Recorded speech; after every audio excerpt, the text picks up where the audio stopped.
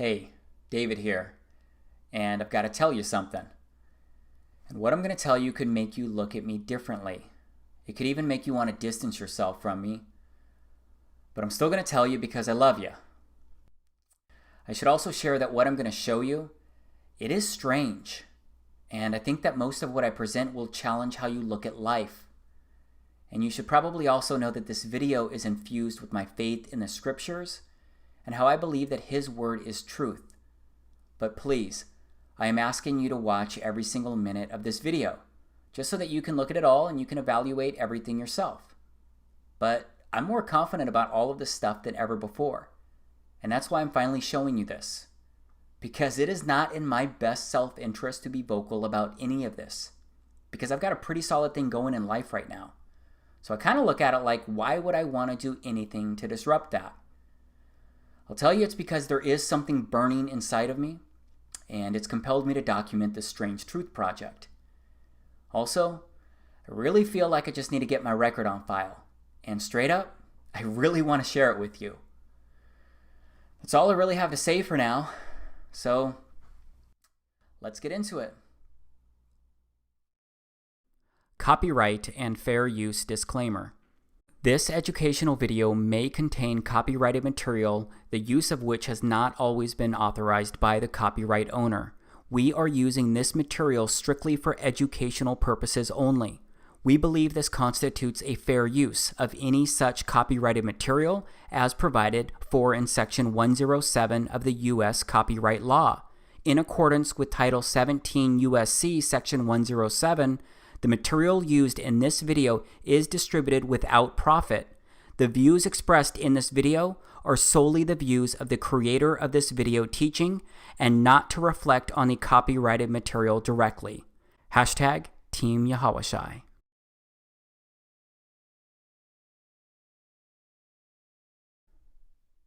This is the moon as seen from Northern California. I used my Nikon Coolpix P900 to record this. It's actually pretty amazing how close I can zoom in on it. Just how clearly I can see it, even in the daylight. I can actually zoom in closer to craters to look at those if I wanted. Yeah, I've gotten pretty good at zooming in on this stuff in the sky. This is Jupiter. It's a planet, as I'm sure you've heard. It's one of the gas giants. I didn't really know very much about Jupiter or much about anything in outer space until I started recording the sky using my camera. But you can see this here. Jupiter looks really cool. It seems to have waves running through it. There's a flickering within it, and it looks a lot like a glowing light. This is Venus. Venus is the second planet from the Sun. It's the second brightest natural object in the night sky after the Moon. If you didn't know, Venus is a terrestrial planet, and it's sometimes called Earth's sister planet, or twin, because of their similar size, similar mass, similar proximity to the Sun. Here's Venus slowed down a bit. Venus seems to have waves running through it too. Venus isn't the only object in the sky that does this though. So let's look at a few stars. This is Vega. It's the fifth brightest star in the night sky, and it's the second brightest star in the northern hemisphere, which is where I'm at in the United States. But just look at it. There are some really unique colors in there. It also looks like it's pulsing and waving and moving around inside of it. It also has these ring-looking things going around inside of it from its center to the edges. And just like Venus, Vega has some kind of dot right in the middle of it. But let's look at another star. So this is Arcturus. Arcturus looks like a disco ball with so many amazing colors flashing inside of it. Arcturus is the fourth brightest star in the sky and the brightest star in the northern celestial hemisphere. It's straight up amazing and beautiful. This is Polaris. It's also called the North Pole Star, which is also in the northern hemisphere. Notice how this star doesn't move across the frame of my camera. Remember how all of the previous objects I showed you so far, they moved pretty quickly across my lens when I recorded them. Well, as you may know, Polaris doesn't move more than a degree, and all of the circumpolar stars in the northern hemisphere rotate around Polaris. I'm curious if you've ever seen recordings of planets or stars in the night sky like what I just showed you, because there's no doubt The moon looks the same as what you've probably seen. But when it comes to planets and stars, I bet that you've primarily seen images like these. I think it's odd how different these online images look versus what I actually recorded and what I actually observed with my camera. I just wish that some of the normal observations came up at the top of some of the online searches I do. I found a lot of things odd and kind of strange and surprising recently, and that didn't start happening until this year, 2017, because I actually started looking up.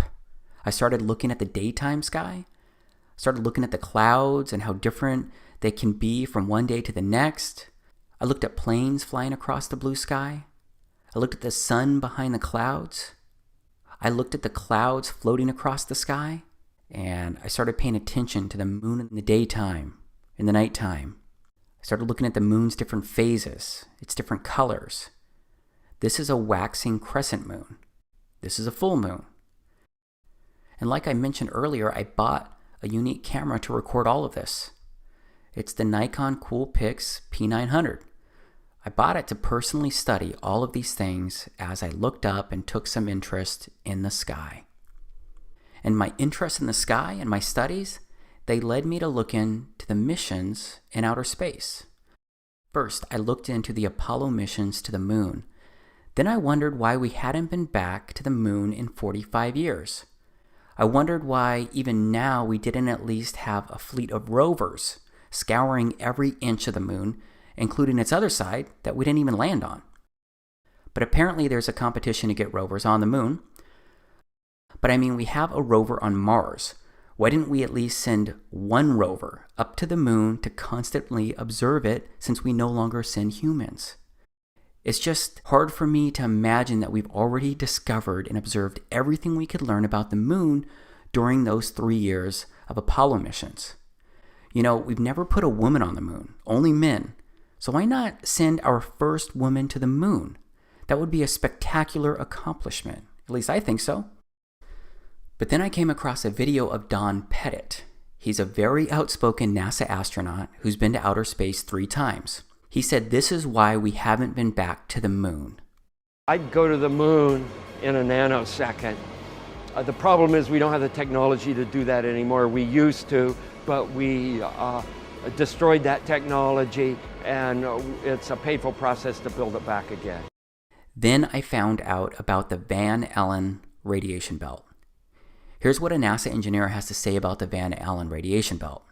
We are headed 3,600 miles above Earth, 15 times higher from the planet than the International Space Station.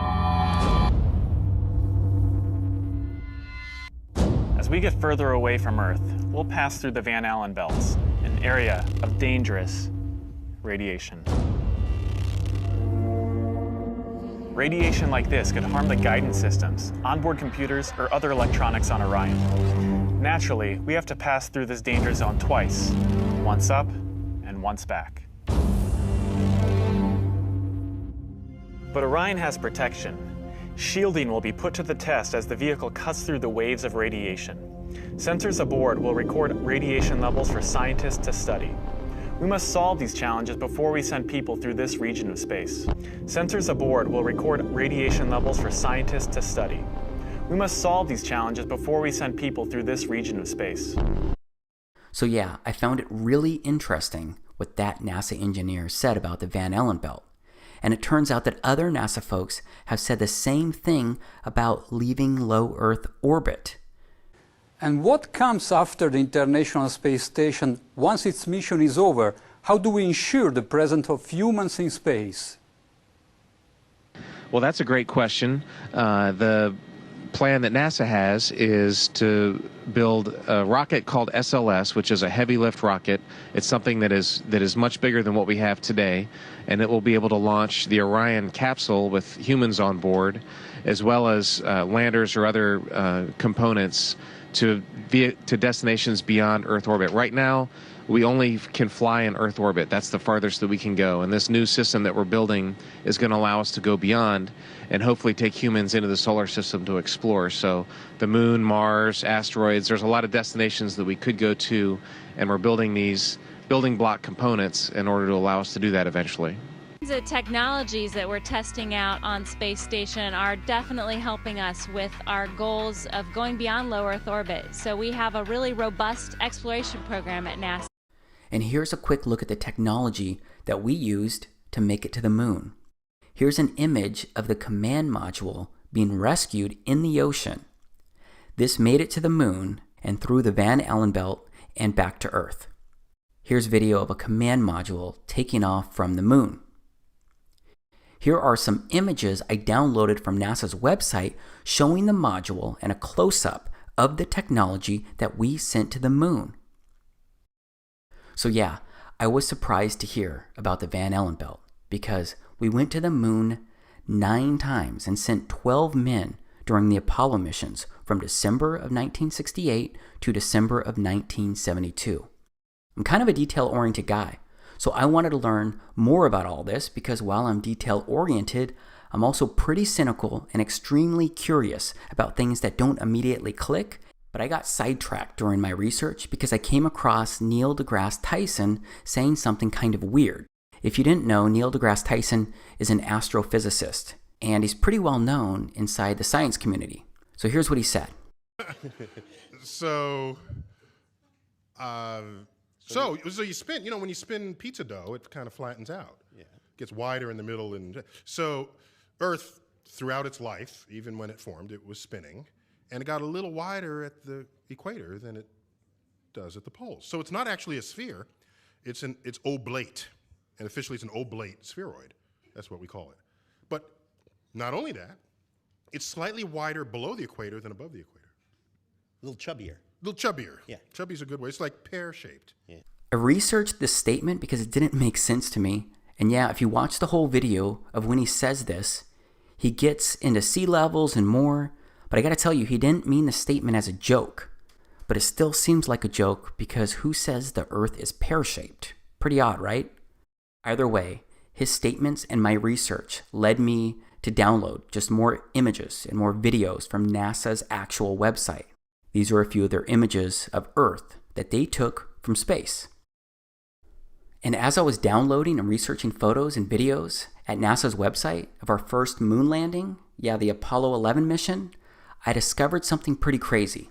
Apparently, NASA lost the tapes that recorded data of the original Apollo 11 moon landing in 1969.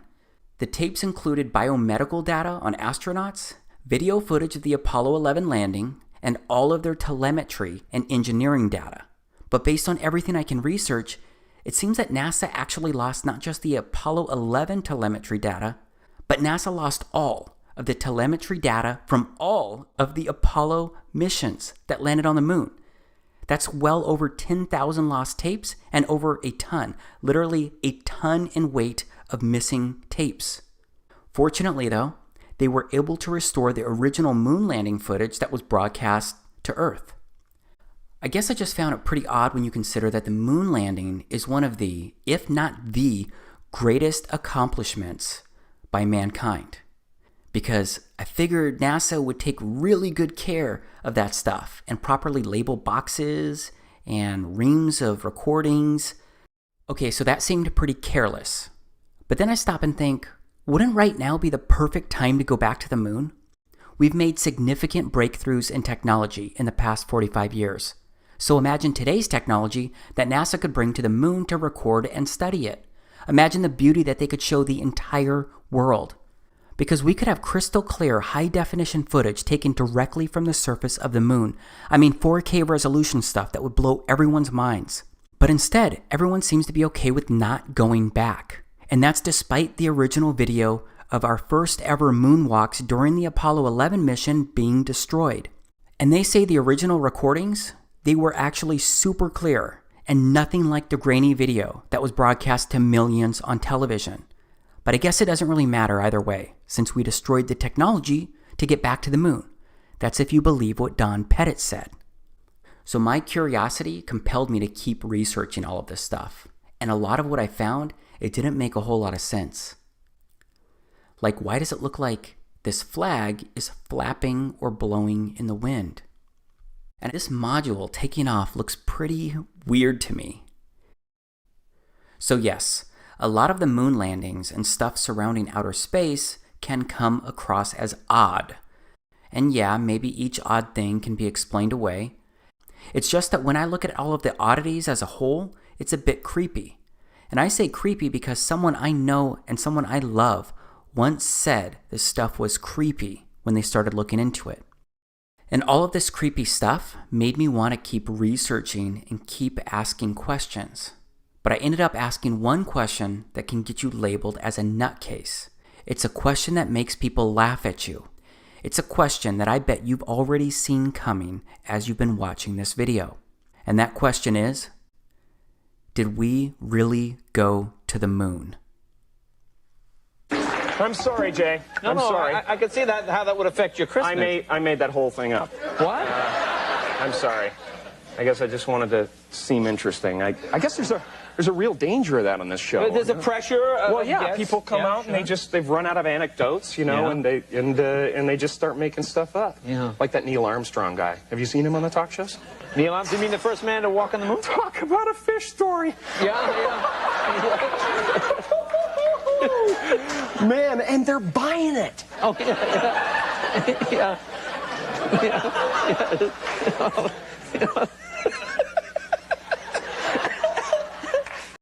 Yep, we all know that people get labeled crazy or get called conspiracy theorists for questioning the Apollo missions or if we ever went to the moon. But please stay with me here, okay? I promise that I've really given this a lot of thought, and I've considered how something like this could actually happen. And since we no longer send people to the moon, I started looking into other info and footage surrounding outer space. And I found some interesting things there too. This is Gemini 4 that was completed in June of 1965. That was well before the Apollo 11 mission. This is the first American spacewalk recorded using an 18mm lens camera, and it recorded at 6 frames per second. But straight up, this looks like stop motion video to me. Back to what's odd. And it's that I can't find any other video of astronauts turning their helmets. A turning helmet appears to be only happening during this first ever spacewalk. Because the thing is that my research showed that the helmets couldn't turn or swivel because they're fixed to an airtight ring base. And once the suit is pressurized, it all becomes extremely stiff. And I don't see the helmet turning again in any of the video for this spacewalk or any others. But there's a lot of footage available that's been taken from the International Space Station, the ISS. This is it here. Of course, a lot of live interviews and videos have been done and recorded from the ISS, and that's resulted in a lot of footage to look at. First, and this one's just kind of really funny to me, it turns out that there's a lot of weird-looking hair on the space station. It's like the hair is gelled or hairsprayed up, like straight up, and it's not supposed to move. Why not just let it flow and showcase its weightlessness? Maybe it would get in the way, but there are also ponytails and such, right? You look like you're in a studio, maybe in Omaha, Nebraska or something. The shot is so clear. Is this a hoax? Are you really in space still? See the hair? Okay, this is a good place to freeze for a moment and transition, because things go from questioning weird hair to deeper levels of strange. See the hair? I don't know. We're going to have to do something for you. Yeah.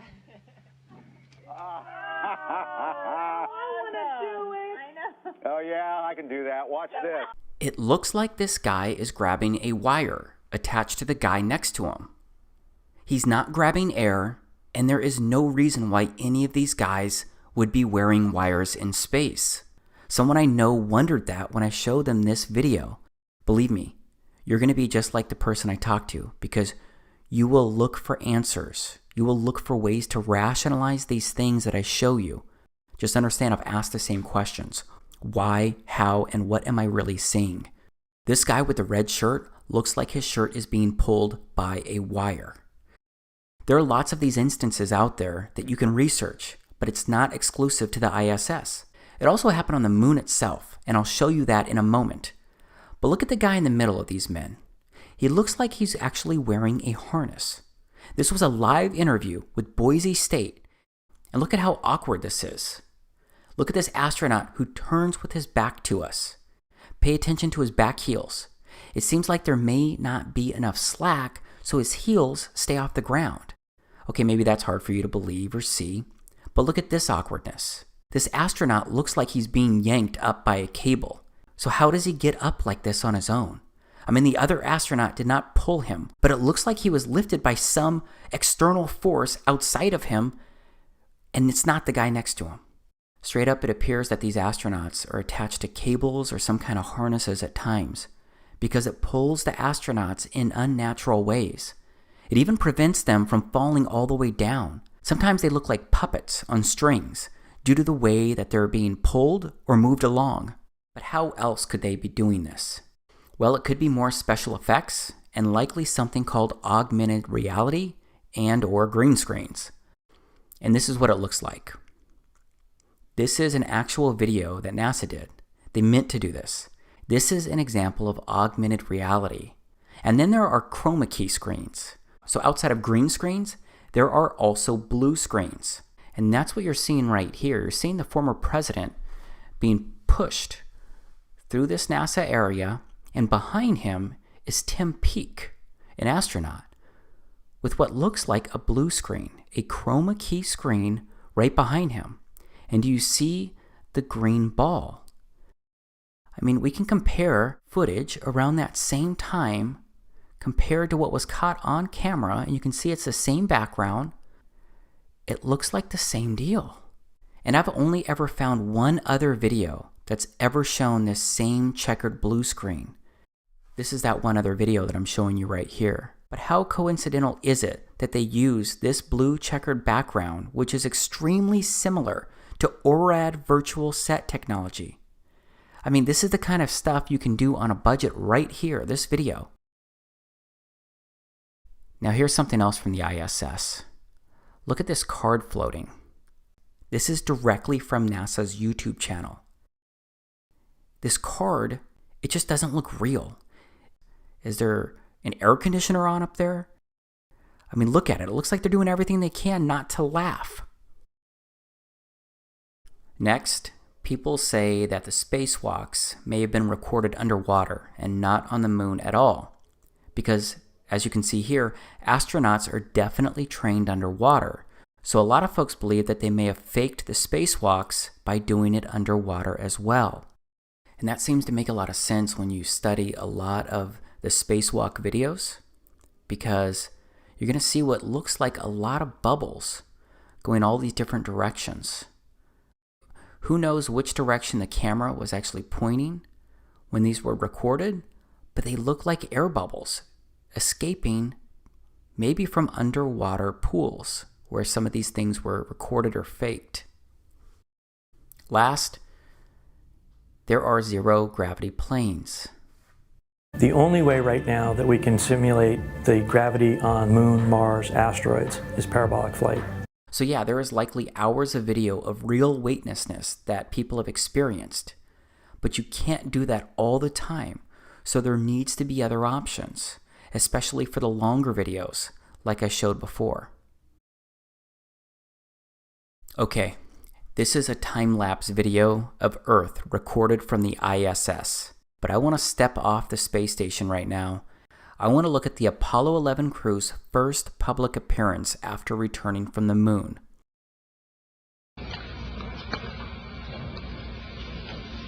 It was our pleasure to have participated in one great adventure.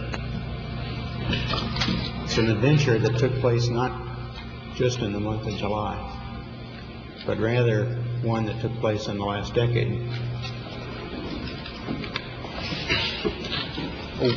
We all here and the people listening in today had the opportunity to share that adventure over its developing and unfolding in the past months and years. It's our privilege today to share with you some of the details of that final month of July that was certainly the highlight for the three of us of that decade. So a lot of people question that video and the emotions that they showed at this press conference, especially Neil Armstrong, who was in the middle. But yeah, it looks like maybe they were impacted by being on the moon. That could be a significant moment. Just as a heads up, this news conference occurred on September 16th, 1969, and these astronauts returned to Earth on July 24th, 1969. So yeah, it's less than 2 months for them to get their bearings, but it turns out that they did forget a lot in that short time frame. When you looked up at the sky, could you actually see the stars and the solar corona in spite of the glare? We were never able to see stars from the lunar surface or on the daylight side of the moon by eye without looking through the optics. I don't recall during the period of time that we were photographing the solar corona what stars we could see. I can't imagine that he was debriefed and that kind of question wasn't asked. What he saw, what he felt, what he experienced while on the moon. And now listen to Mike Collins, who was sitting to the left of Neil Armstrong. I don't remember seeing any. Neil, you were a little bit concerned, you said about... So now Mike doesn't remember seeing any stars either. We have to remember that the reporter asked about them looking up at the sky and if they could see the stars based on the circumstances. So Mike Collins' answer has got to apply to his experience in the command module itself because he didn't walk on the moon or go down to its surface. But let's look again at Neil's response to what Mike said. I don't remember seeing any. Neil, you were a little bit concerned, you said about... Notice his body language, and it looks like Neil even whispers something under his breath to Mike. Was he telling him to simply shut up? I don't know, but the interaction looks really odd to me. All right, here is another interview with Neil Armstrong. And right after I show you this quick piece, I'll immediately share a few more statements made by other astronauts who shared what they could or couldn't see while in outer space. Mr. Armstrong, I do realize that when you were on the moon, you had very little time for gazing upwards. But could you tell us something about what the sky actually looks like from the moon, the sun, the earth, the stars, if any, and so on? The sky is a deep black when viewed from the moon, as it is when viewed from cislunar space, the space between the Earth and the moon. The Earth is the only visible object other than the sun that can be seen, although there have been some reports of seeing planets. I myself did not see planets from the surface, but I suspect they might be visible. From Mark Cameron. This is from Mark Cameron. Whilst in space, have you ever looked away from Earth into the black void? Yeah. All because the you can time. see. Because you can see the stars. Oh yeah. You know, and pretty much all the time you can see the stars. The sky is a deep black when viewed from the moon, as it is when viewed from cislunar space, the space between the Earth and the moon. Space, and you're on the sun side of the orbit. The sunlight washes out all the starlight, so you can't see any stars, just like here on Earth. There's all the stars there, and the cool thing is about it, you can see it during the day. Yeah, you can, and there's more than stars. You can see planets. You can see moons. You see the gas Magellan clouds of the you Milky Way see galaxy. The Magellan. Pretty much all the time you can see the stars. Then when you look out into deep space away from the sun, it's the darkest black you can imagine. So this black space you're looking at on your screen right now could or couldn't be what you see when viewing outer space from outer space. I guess you have to go to outer space or walk on the moon to confirm this truth for yourself. But I'm going to stay focused on the objects in outer space because I want to ask why the images of stars and planets taken by satellites in space look so different to what I actually observe with my camera. Here's Venus again, as seen through my Nikon P900. Here's Arcturus again. Here's Vega again. Here's another star, Antares. It looks pretty cool too. I showed you my online research earlier, except I can't find any video of these amazing stars or planets that were taken by NASA. Now we're looking at NASA's website. From 1 million miles away, NASA camera shows moon crossing face of Earth. It says a NASA camera aboard the Deep Space Climate Observatory Discover captured a unique view of the moon as it moved in front of the sunlit side of the Earth last month. The series of test images shows the fully illuminated dark side of the moon that is never visible from Earth. The images were captured by NASA's Earth Polychromatic Imaging Camera, EPIC, a 4-megapixel CCD camera and telescope on the Discover satellite orbiting 1 million miles from Earth. First off, that looks very similar to the same side of the moon that I look at. Be interested to know if it's identical. But here below it says this animation features actual satellite images of the far side of the moon, illuminated by the sun, as it crosses between the Discover spacecraft's Earth Polychromatic Imaging Camera EPIC and telescope. This is supposed to be the moon passing the Earth from 1 million miles away. So yes, at the same time, I'm criticizing and thinking that their video, their animation doesn't even look real, but I'm also still wondering why we just don't have more videos by NASA of outer space itself. But there are some recordings out there. There's the Cassini spacecraft out there near Saturn that recently plunged into Saturn. And then there is the Juno spacecraft observing Jupiter. But I'm sorry, all of these look like CGI images to me. They just don't look real. So these spacecraft are satellites, right? What about satellites in general? I looked up satellites online, and the satellites are all CGI or fake-looking images when I search them. That doesn't prove anything, but it's another place where primarily CGI images are found when you start researching this kind of stuff. And I do think there's a lot more CGI out there because there's more stuff that just doesn't seem right when you start looking into it. Like the SpaceX missions. These are landings recorded by SpaceX and published by them. This is CRS-6. This is CRS-8. This is CRS-10. This is CRS-11. Again, this just doesn't look real to me. And how can a rocket steer a landing like this? These rockets are like huge, massive, heavy sticks, except they can rocket to the ground in reverse. They can take off right, re-enter, flip around, and come to the ground in reverse and land with this kind of crazy precision using these tiny little fins. They're not even fins. They don't have wings. So yeah, this is a lot that I'm showing you, a lot that I'm asking you to question. But that's because there's a rabbit hole of random things that just don't make sense, and they don't look real. And then there is a film positioning itself as a documentary called A Funny Thing Happened on the Way to the Moon. And while it looks like there's some disinformation in this video, it does address a few things that kind of make you think twice. It does seem to address some valid questions. Here's some video from it. The cost of the 3 moon rovers in 21st century currency? Nearly $60 million each, though they had fewer parts than a Jeep. Where was all this money going? Then there's the flag, blowing in the wind at least twice on the atmosphereless moon.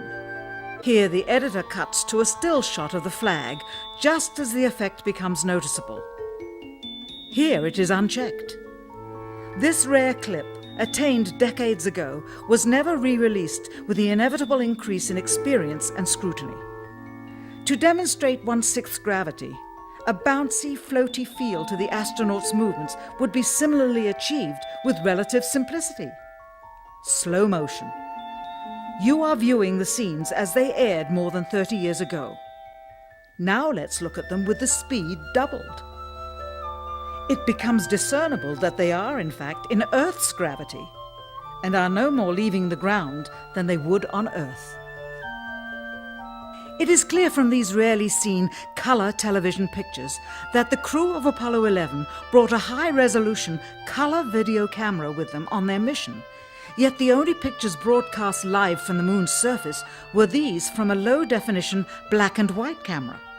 In fact, the networks complained because in addition to this, they were forced to shoot the images, second generation, off of a projection TV of the technology of 30 years ago, and were not even allowed to take a direct feed, which further degraded the quality and clarity of the images.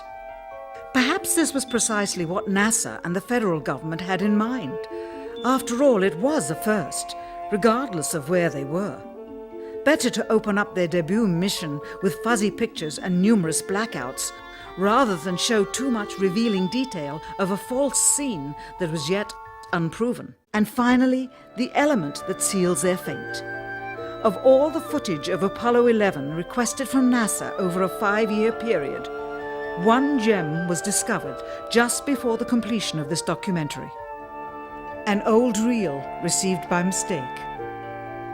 It contains the raw or unedited footage of the crew of Apollo 11, Michael Collins, Edwin Aldrin Jr., and Neil Armstrong, staging part of their mission for nearly an hour in living color, with exceptionally clear behind-the-scenes audio of conversations discussing the techniques used to achieve a disingenuous picture depicting the Earth at a distance, in order to falsely demonstrate their far journey from it and their ability to survive passing through the Van Allen radiation belts.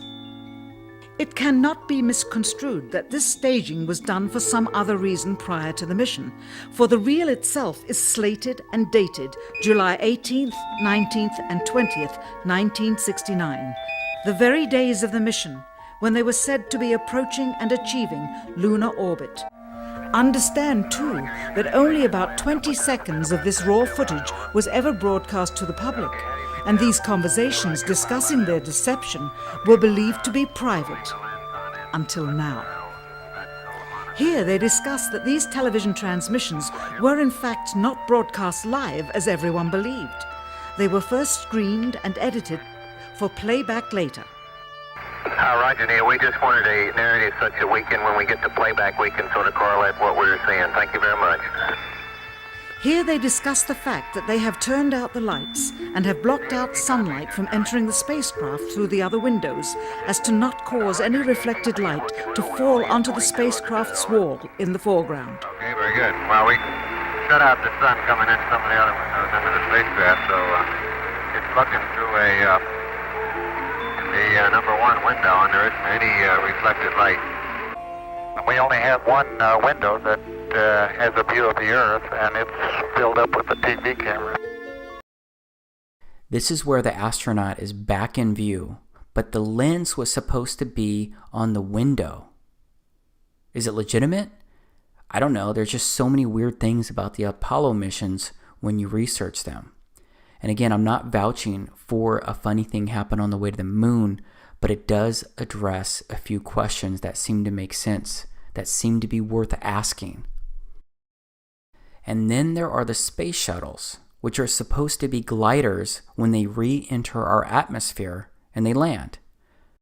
So space shuttles don't have the appearance of what you would think is a glider, and they make what appears to be lots of crazy loud jet propulsion noises when landing on runways, just like regular jets do when they're landing.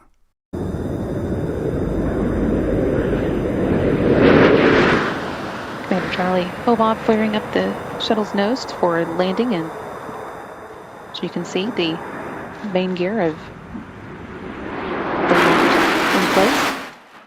And since we're talking about jet propulsion, let's go back to the moon for a moment, because some have pointed out how there's no crater underneath the lunar module landing. The jet propulsion would have likely created a crater, or at least some type of big marking from its landing. There isn't any dust anywhere though, not even on the legs or feet of the module.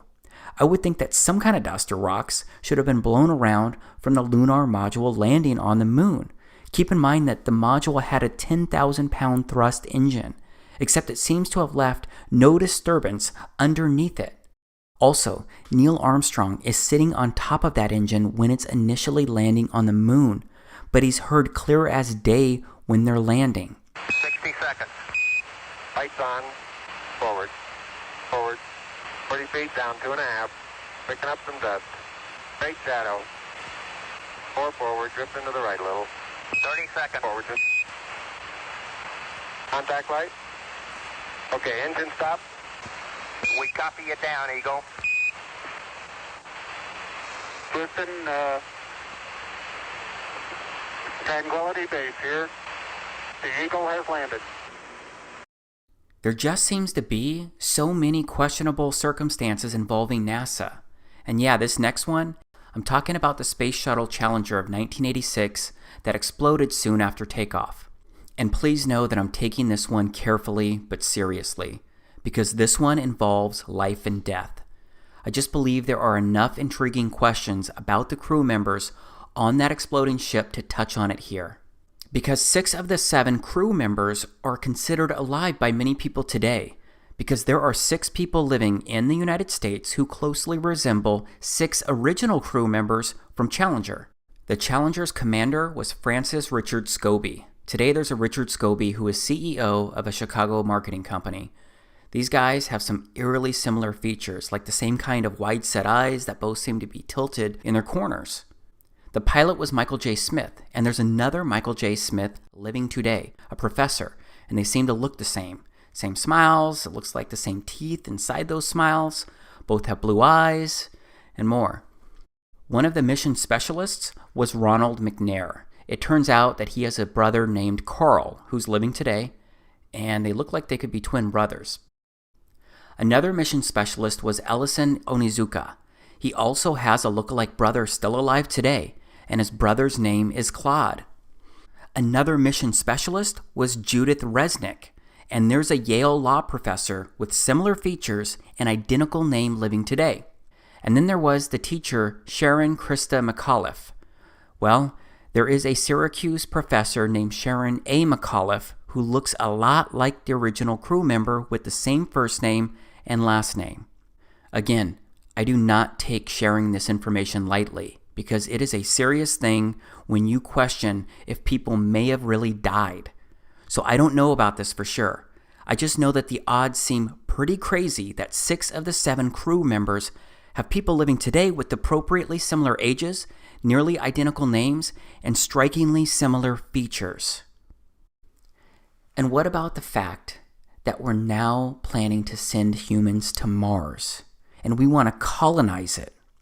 So forget about inhabiting the moon, which would be way easier because it's way closer and we've already put people on the moon, but instead let's go inhabit Mars, which is much further away and way harder to get to. So everything I've shared so far, to me it's really bizarre and odd.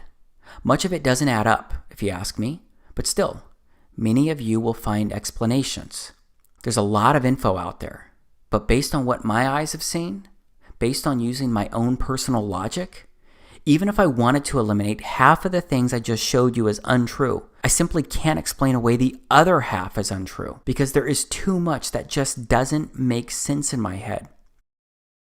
But after looking over all of the information and evidence surrounding our explorations into outer space, the moon landings, and what science teaches me about it all, based on what I can actually observe and prove myself, I'm now at the point where I don't believe we ever went to the moon. I don't believe we've gone to outer space in the way that they tell us. I don't believe an International Space Station is orbiting the Earth. I don't believe it's possible. And there are many more extremely compelling reasons why I believe this, beyond the limited information that I've presented so far here. Of course, I promise to show you much more here, but I want to pause before moving on, because this information may be new to you, and that can make it hard to believe or even consider. You may be laughing at me right now, or wondering when Dave lost his mind and went full conspiracy theorist. I used to think that it was crazy before I started researching all of this. But what if it was possible? What if what you've been told was not the truth? Or maybe it was full of half-truths? Would it be the first time that someone lied to you? Would it be the first time that your government lied to you? It's easy for me to say that, especially when you may be thinking the opposite.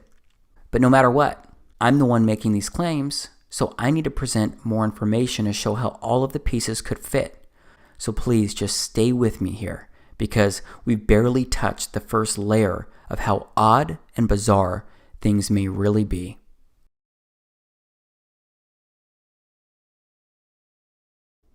Okay, Earth is what we're going to get into right now. We're going to focus on the place that you and I both live and exist. First off, what does the Bible say about Earth? Let's look at the first book of the Bible and see how the story of creation begins. In the beginning, Elohim created the heaven and the earth was without form and void, and darkness was upon the face of the deep, and the Spirit of Elohim moved upon the face of the waters.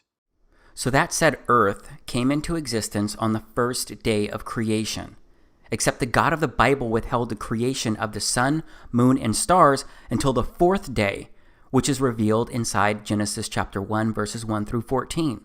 So the way that I read that is that Earth is unique, and it holds center stage inside God's creation. But whether you are a Christian or not, isn't it at least possible that Earth could be the center and heart of everything?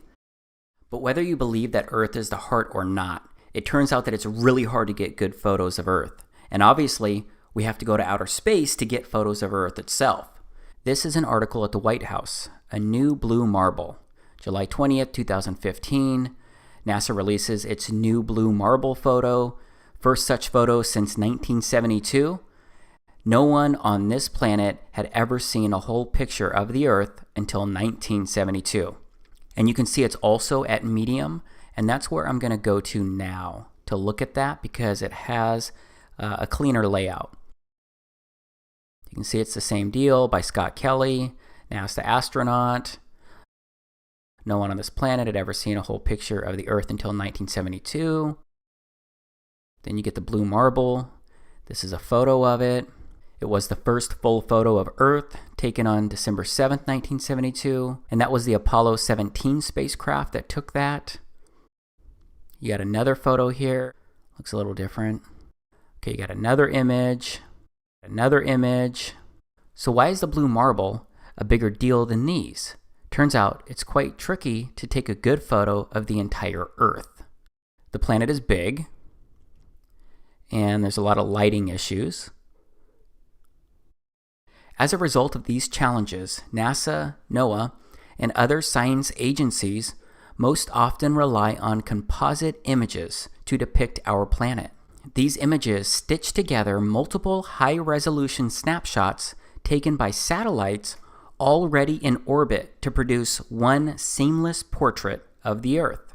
And that's what the three photos above are, composite images, produced by NASA over the past 15 years, released respectively in 2002, 2007, and 2012.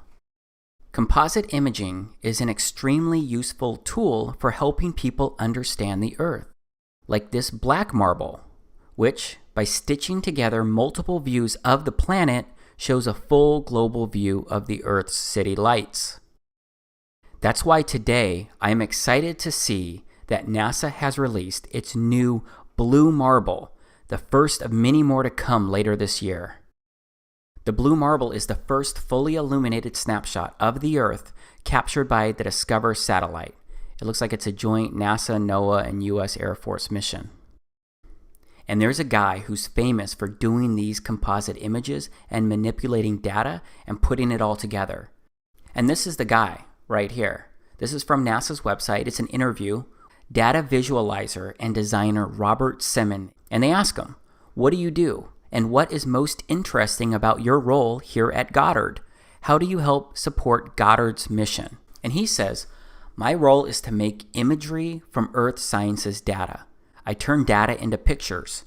I look for new interesting events that NASA satellites have seen or that are hidden in the latest data to find anything interesting that shows off NASA's unique capabilities. Finding things is the fun part. I rely on engineers and scientists to produce the data. Okay, they ask him, what is the coolest thing you've ever done as part of your job at Goddard?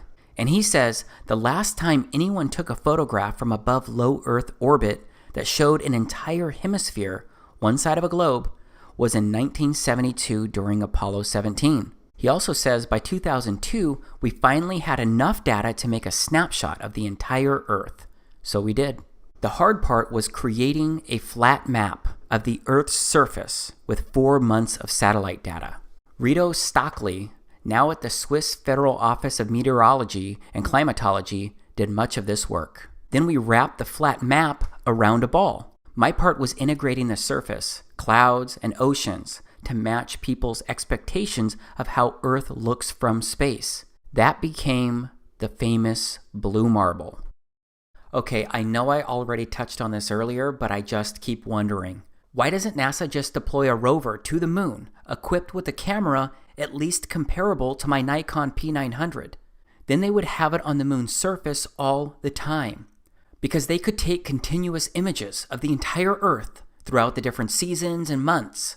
They could zoom in on continents and islands, and maybe even more, like I do of the moon from here on Earth. Wouldn't you get good and accurate images with that approach? Wouldn't that make sense?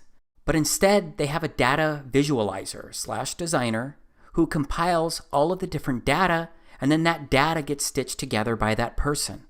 But let's just step back again. And I'd like to review the Science 101, some of the basics surrounding the Earth, the Sun, and the solar system. I'm talking about the basic info that we're all taught about Earth, the Sun, and the solar system, and how they all move and work. First, the Earth rotates eastward around an invisible line known as its axis. And I've actually got some video of the Earth spinning provided by NASA. This is an official video by NASA of the Earth spinning. It was captured over a 25-hour period. It is really, really hard to see any of the continents in this video. I guess it was just too cloudy for those 25 hours. Okay, now I'm looking at live science. How fast does Earth move? As passengers on Earth, we are all carried around the sun at a mean velocity of 66,600 miles per hour. Add that dizzying notion to the fact that we are spinning at the equator at a 1,000 miles per hour clip, an action that caused the planet to bulge outward. Of course, these velocities are relative to the sun and to the poles, respectively. Okay, how fast is Earth moving? Let's look at that again. As an Earthling, it's easy to believe that we're standing still. After all, we don't feel any movement in our surroundings. But when you look at the sky, you see evidence that we are moving. Okay, how fast are we spinning? I just went through this, but it's interesting to see another source, and it talks about, depending on where you're located, right? Sun and galaxy move too. To blow your mind even more, the sun has an orbit of its own in the Milky Way. The sun is about 25,000 light years from the center of the galaxy, and the Milky Way is thought to be about 100,000 light years across. We are thought to be about halfway out from the center, according to Stanford University. The sun and the solar system appear to be moving at 200 kilometers per second, or at an average speed of over 500,000 miles per hour. The Milky Way too moves in space relative to the other galaxies. In about 4 billion years, the Milky Way will collide with its nearest neighbor, the Andromeda Galaxy. Everything in the universe is therefore in motion. Now let's go back to the Live Science article. How fast does Earth move? Let's touch on the velocities and why we don't feel them. The reason we don't feel the rush is the same we aren't pinned to our seats while in an airplane moving at a constant speed. Velocity can only be measured with reference to another object moving at a different velocity, and we cannot feel velocity while in a constant frame of reference. This is why it might be news to you that our entire solar system is whizzing around the center of our galaxy at a fairly inconceivable, it's over 500,000 miles per hour. The galaxy is also moving with respect to other galaxies in the universe. And for all we know, the whole universe is moving, but now we're getting into great unknowns. Okay, so I just went over a lot of numbers, but it's all basic stuff. But that's pretty fast, right? I do think that it's kind of odd that we don't feel any of that spinning or rotation. I think these speeds are mind-blowing when you try and wrap your head around them or even imagine them. Here's a snapshot of someone's visual representation of what the solar system is doing according to the science and the speeds that I just shared. I think it's pretty wild when you just stop and look at this and think about it, because we're just flying through space. We're just a big rock moving around with other big objects. I do find it interesting that we're taught all of this as fact, except there are a lot of great unknowns, and all we have are primarily CGI videos and composite images to look at and review. And if you aren't picking up what I'm putting down, then let me be really blunt here. I don't believe this visual representation is accurate. I believe something else could be true. And it's all based on the foundation that we never went to the moon. It's all based on the belief that we have not explored outer space. Because I do not think outer space exists as we've been taught. As a result, I believe something else when it comes to Earth, this place that we live on. And now it's time for me to share what I believe. It's something that may compel you to give me a hat made out of tinfoil. This may also compel you to laugh at me again, maybe even more than when I shared my belief that we've never been to the moon. My statement may compel you to shut off this video right now, but please, I am asking you to just keep watching until the end of it. And yes, I recognize that this is going to sound very out there when you hear me say it. You're going to ask a lot of questions immediately. You're going to wonder what my claim would look like if it was true or even possible. But if you know me, you know that I am an over-researcher. You know that I'm the kind of guy who needs to understand how all of the pieces fit. So please, just know that I will begin to help make sense of it all and share lots of information immediately after I make my statement, or better yet, after I pose my question. Okay, here is my question. What if the Earth was flat? No, I am not kidding. Most people imagine something like this when they hear flat Earth. But my research shows it's nothing like this here, because there's no edge that people can fall off. It doesn't really look different than anywhere you've ever visited on the Earth. Again, I know this is an out there statement, but I promise I will provide detailed information on how this could work and what it could look like. I'll also share a map with a full breakdown. But before I go there, I need to go over some really important reasons why the spinning globe Earth model that we've been taught has issues. It may be stuff that you've questioned before, and it probably includes stuff you haven't considered. Yes, we're looking at this again. For all of my fellow Christians, just think about this visual representation in regards to the story of creation, and consider how just moments ago I shared Genesis 1 and how Earth came into existence on the first day of creation. I mentioned how the God of the Bible withheld the creation of the sun, moon, and stars until the fourth day. So if Yahweh created the sun on the fourth day, then what was the Earth rotating around for 3 days prior? Well, maybe Earth is special, and like I mentioned moments ago, it holds center stage in God's creation.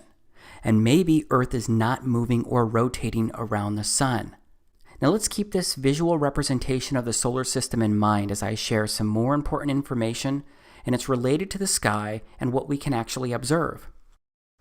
So again, we know that there is a North Pole star. It's called Polaris, Alpha Ursae Minoris. Remember, this is what Polaris actually looks like. And remember, it doesn't move across the sky. It just stays there. And all of the stars in the northern hemisphere rotate counterclockwise around this star.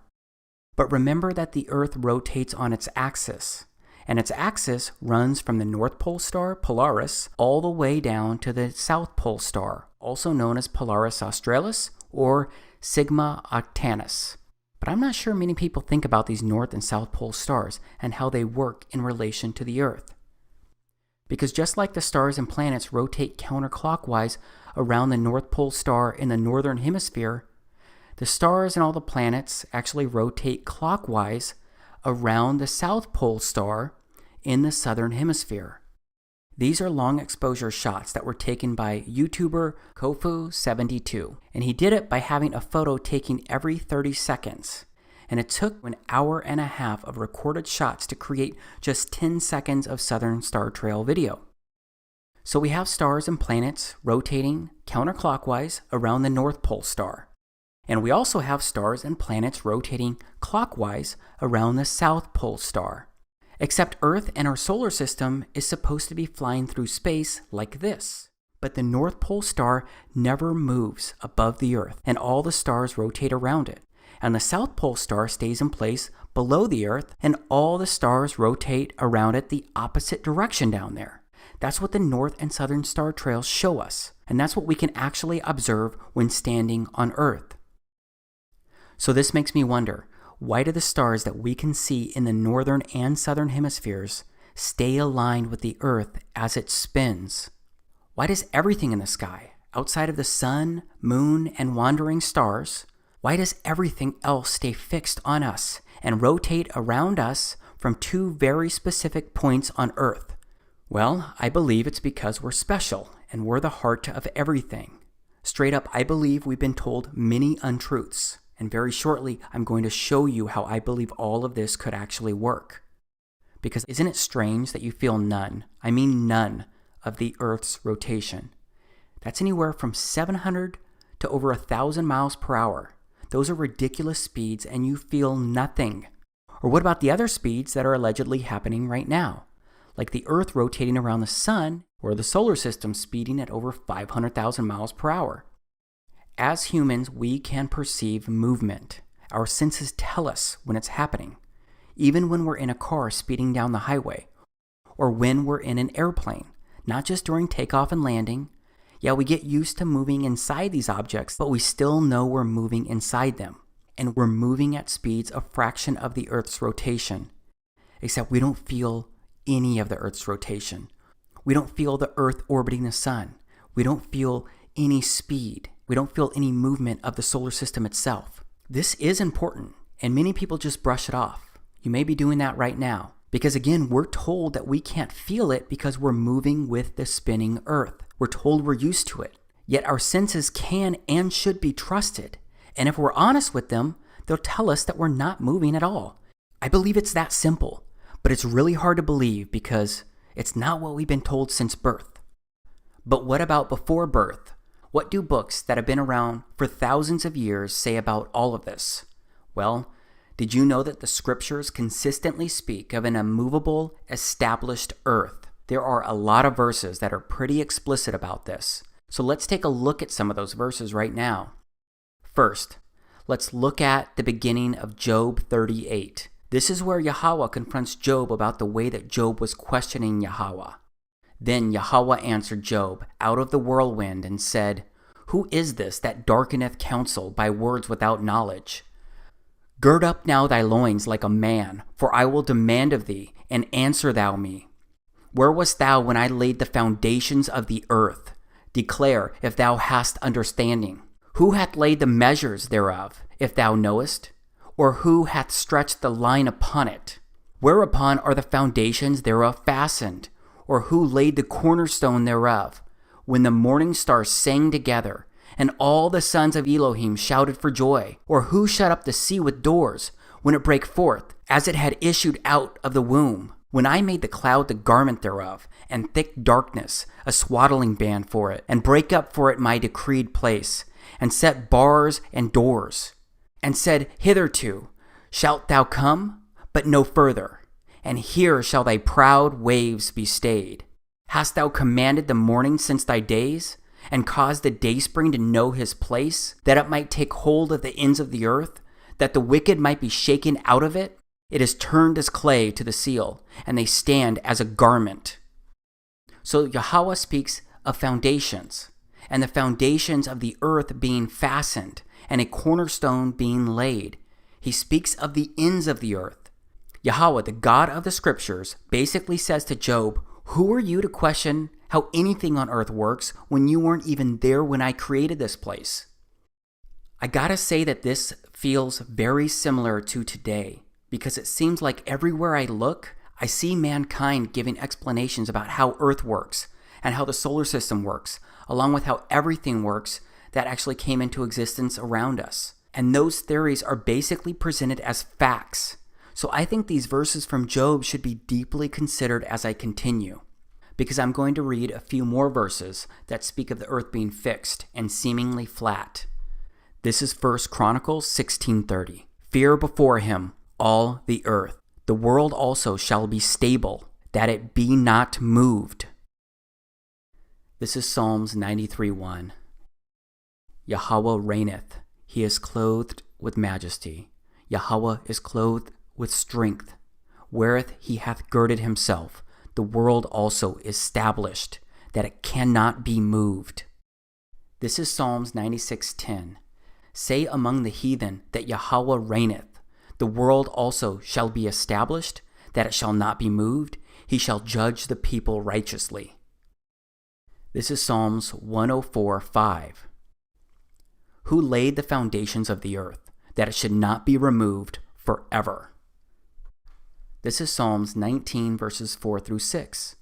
Their line has gone out through all the earth, and their words to the end of the world. In them hath he set a tabernacle for the sun, which is a bridegroom coming out of his chamber, and rejoiceth as a strong man to run a race. His going forth is from the end of the heaven, and his circuit unto the ends of it, and there is nothing hid from the heat thereof. This is Ecclesiastes chapter 1, verses 5 through 6. The sun also ariseth, and the sun goeth down, and hasteth to his place where he arose. The wind goeth toward the south, and turneth about until the north. It whirleth about continually, and the wind returneth again according to his circuits. This is 1 Samuel chapter 2, verse 8.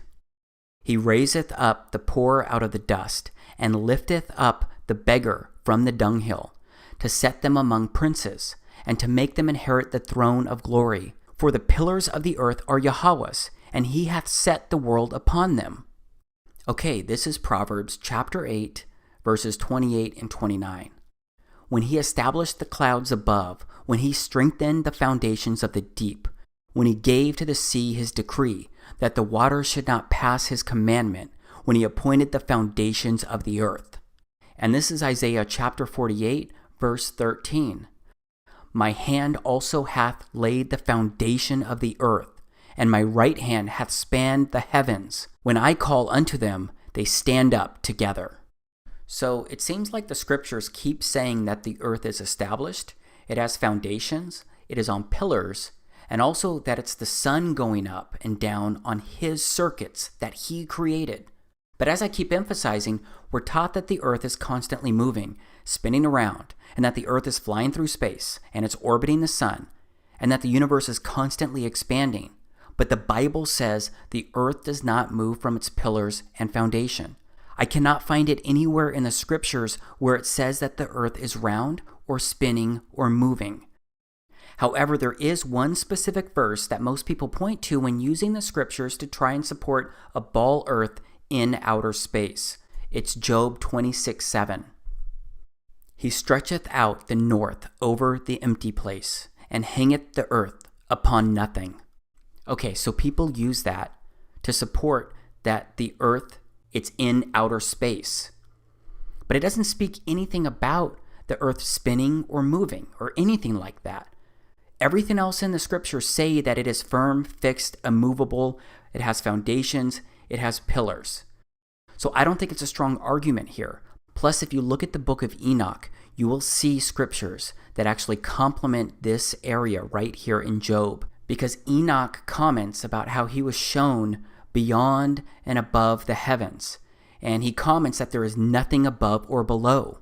So I look at all of this, and I think, if you believe that the scriptures are the holy inspired words of our Creator, then I find it confusing for people to believe that our Creator would have had Job document something that contradicts so many other verses.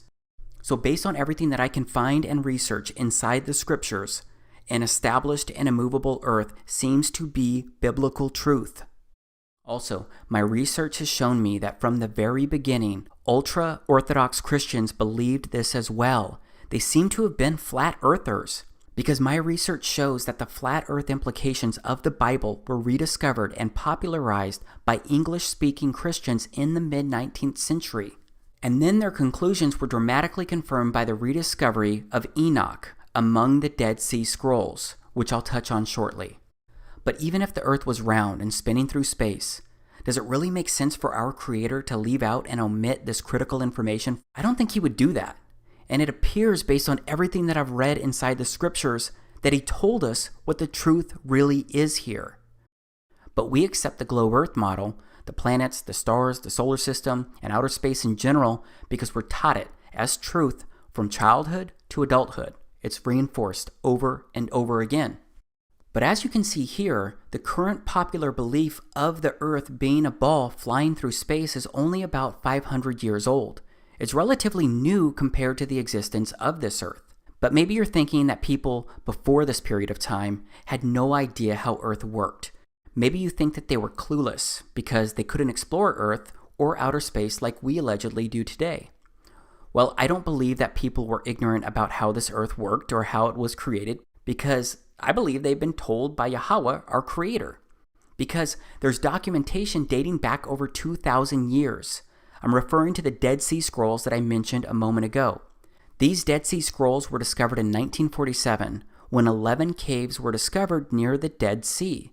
And these 11 caves ended up containing nearly 1,100 ancient documents, which have been dated to as early as 3rd century BC, before Christ. And these scrolls included fragments from every Old Testament book except for the book of Esther. One of the most common books was Psalms, and there were also some apocryphal books, including the book of Enoch. My point is that these scrolls, over 2,000-year-old documents and scriptures, when they're compared to the verses that we find in the Bible today, they're congruent and they speak to the exact same thing.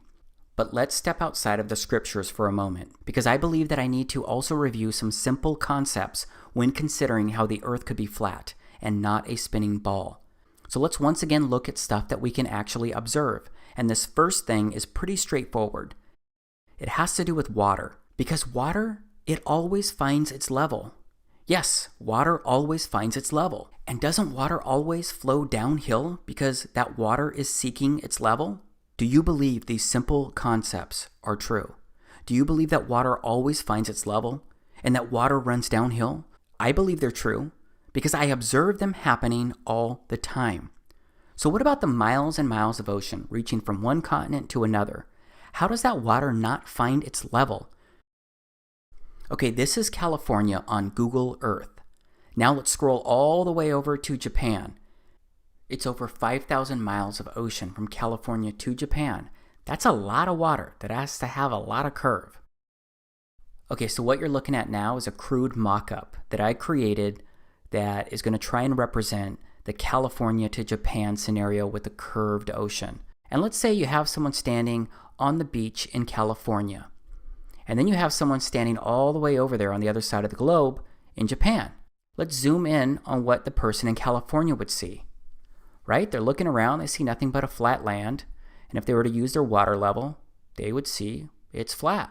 Everything's flat. And then if we looked at the other side with the person standing on Japan, on the edge, looking out into the Pacific Ocean, they could also take their water level and they would see that it's level.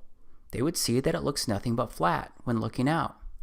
So you have these two people, and they're looking out. They both think that they're at the top of this ball.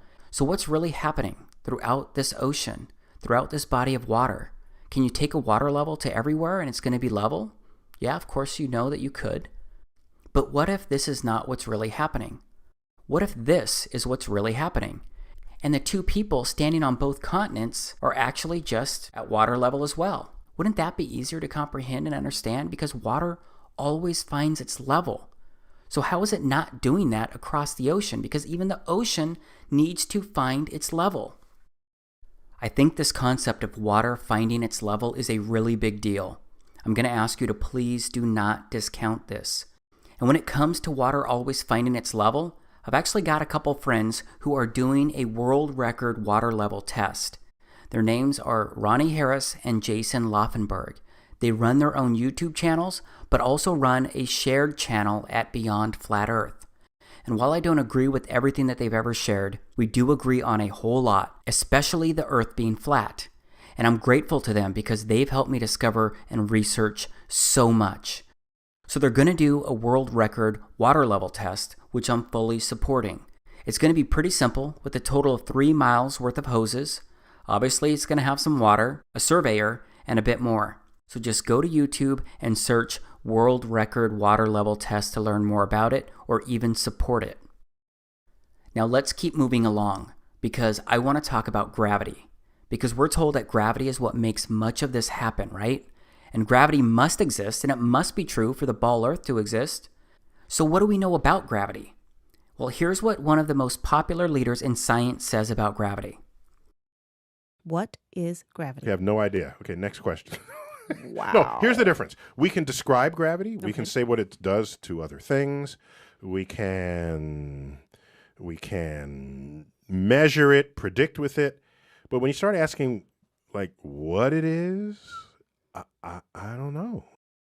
So to say, what is it? I think Einstein, in an Einsteinian answer, we would say gravity is the curvature of space and time. And objects will follow the curvature of space-time, and we interpret that as a force of gravity. That's probably the best answer I can give to a what is gravity question, or why is there gravity. That's the best I can do there. I think that's a good start.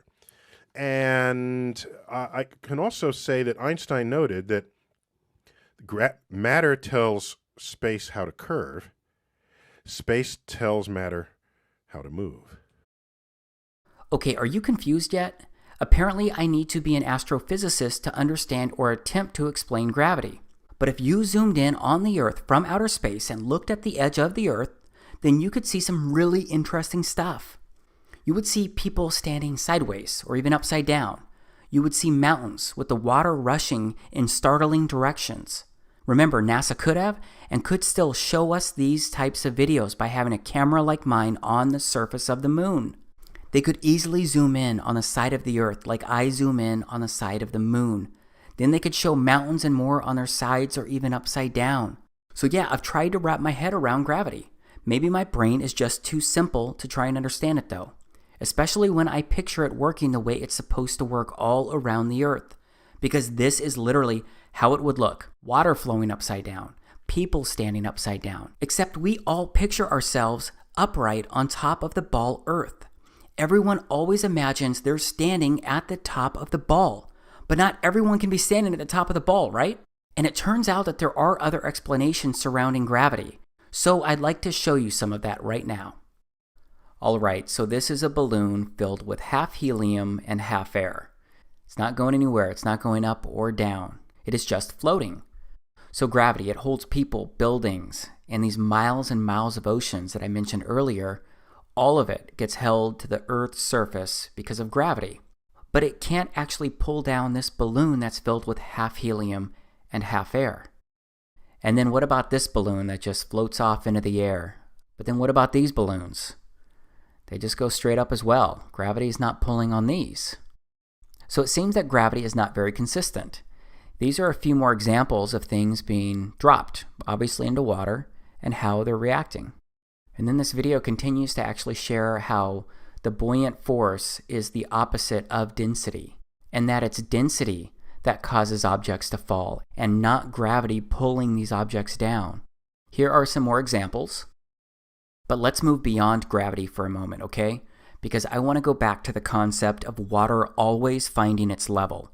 When I was going over this earlier, I basically said that there's no curvature on Earth. And I bet that that curvature is not something you have actually observed using your own eyes. But it's something that we're supposed to believe exists because we've all been told it's there. But how many people really think about this? So where can you see the curvature of the Earth? You should be able to detect the curvature of the Earth from an aeroplane at a cruising height of around 35,000 feet.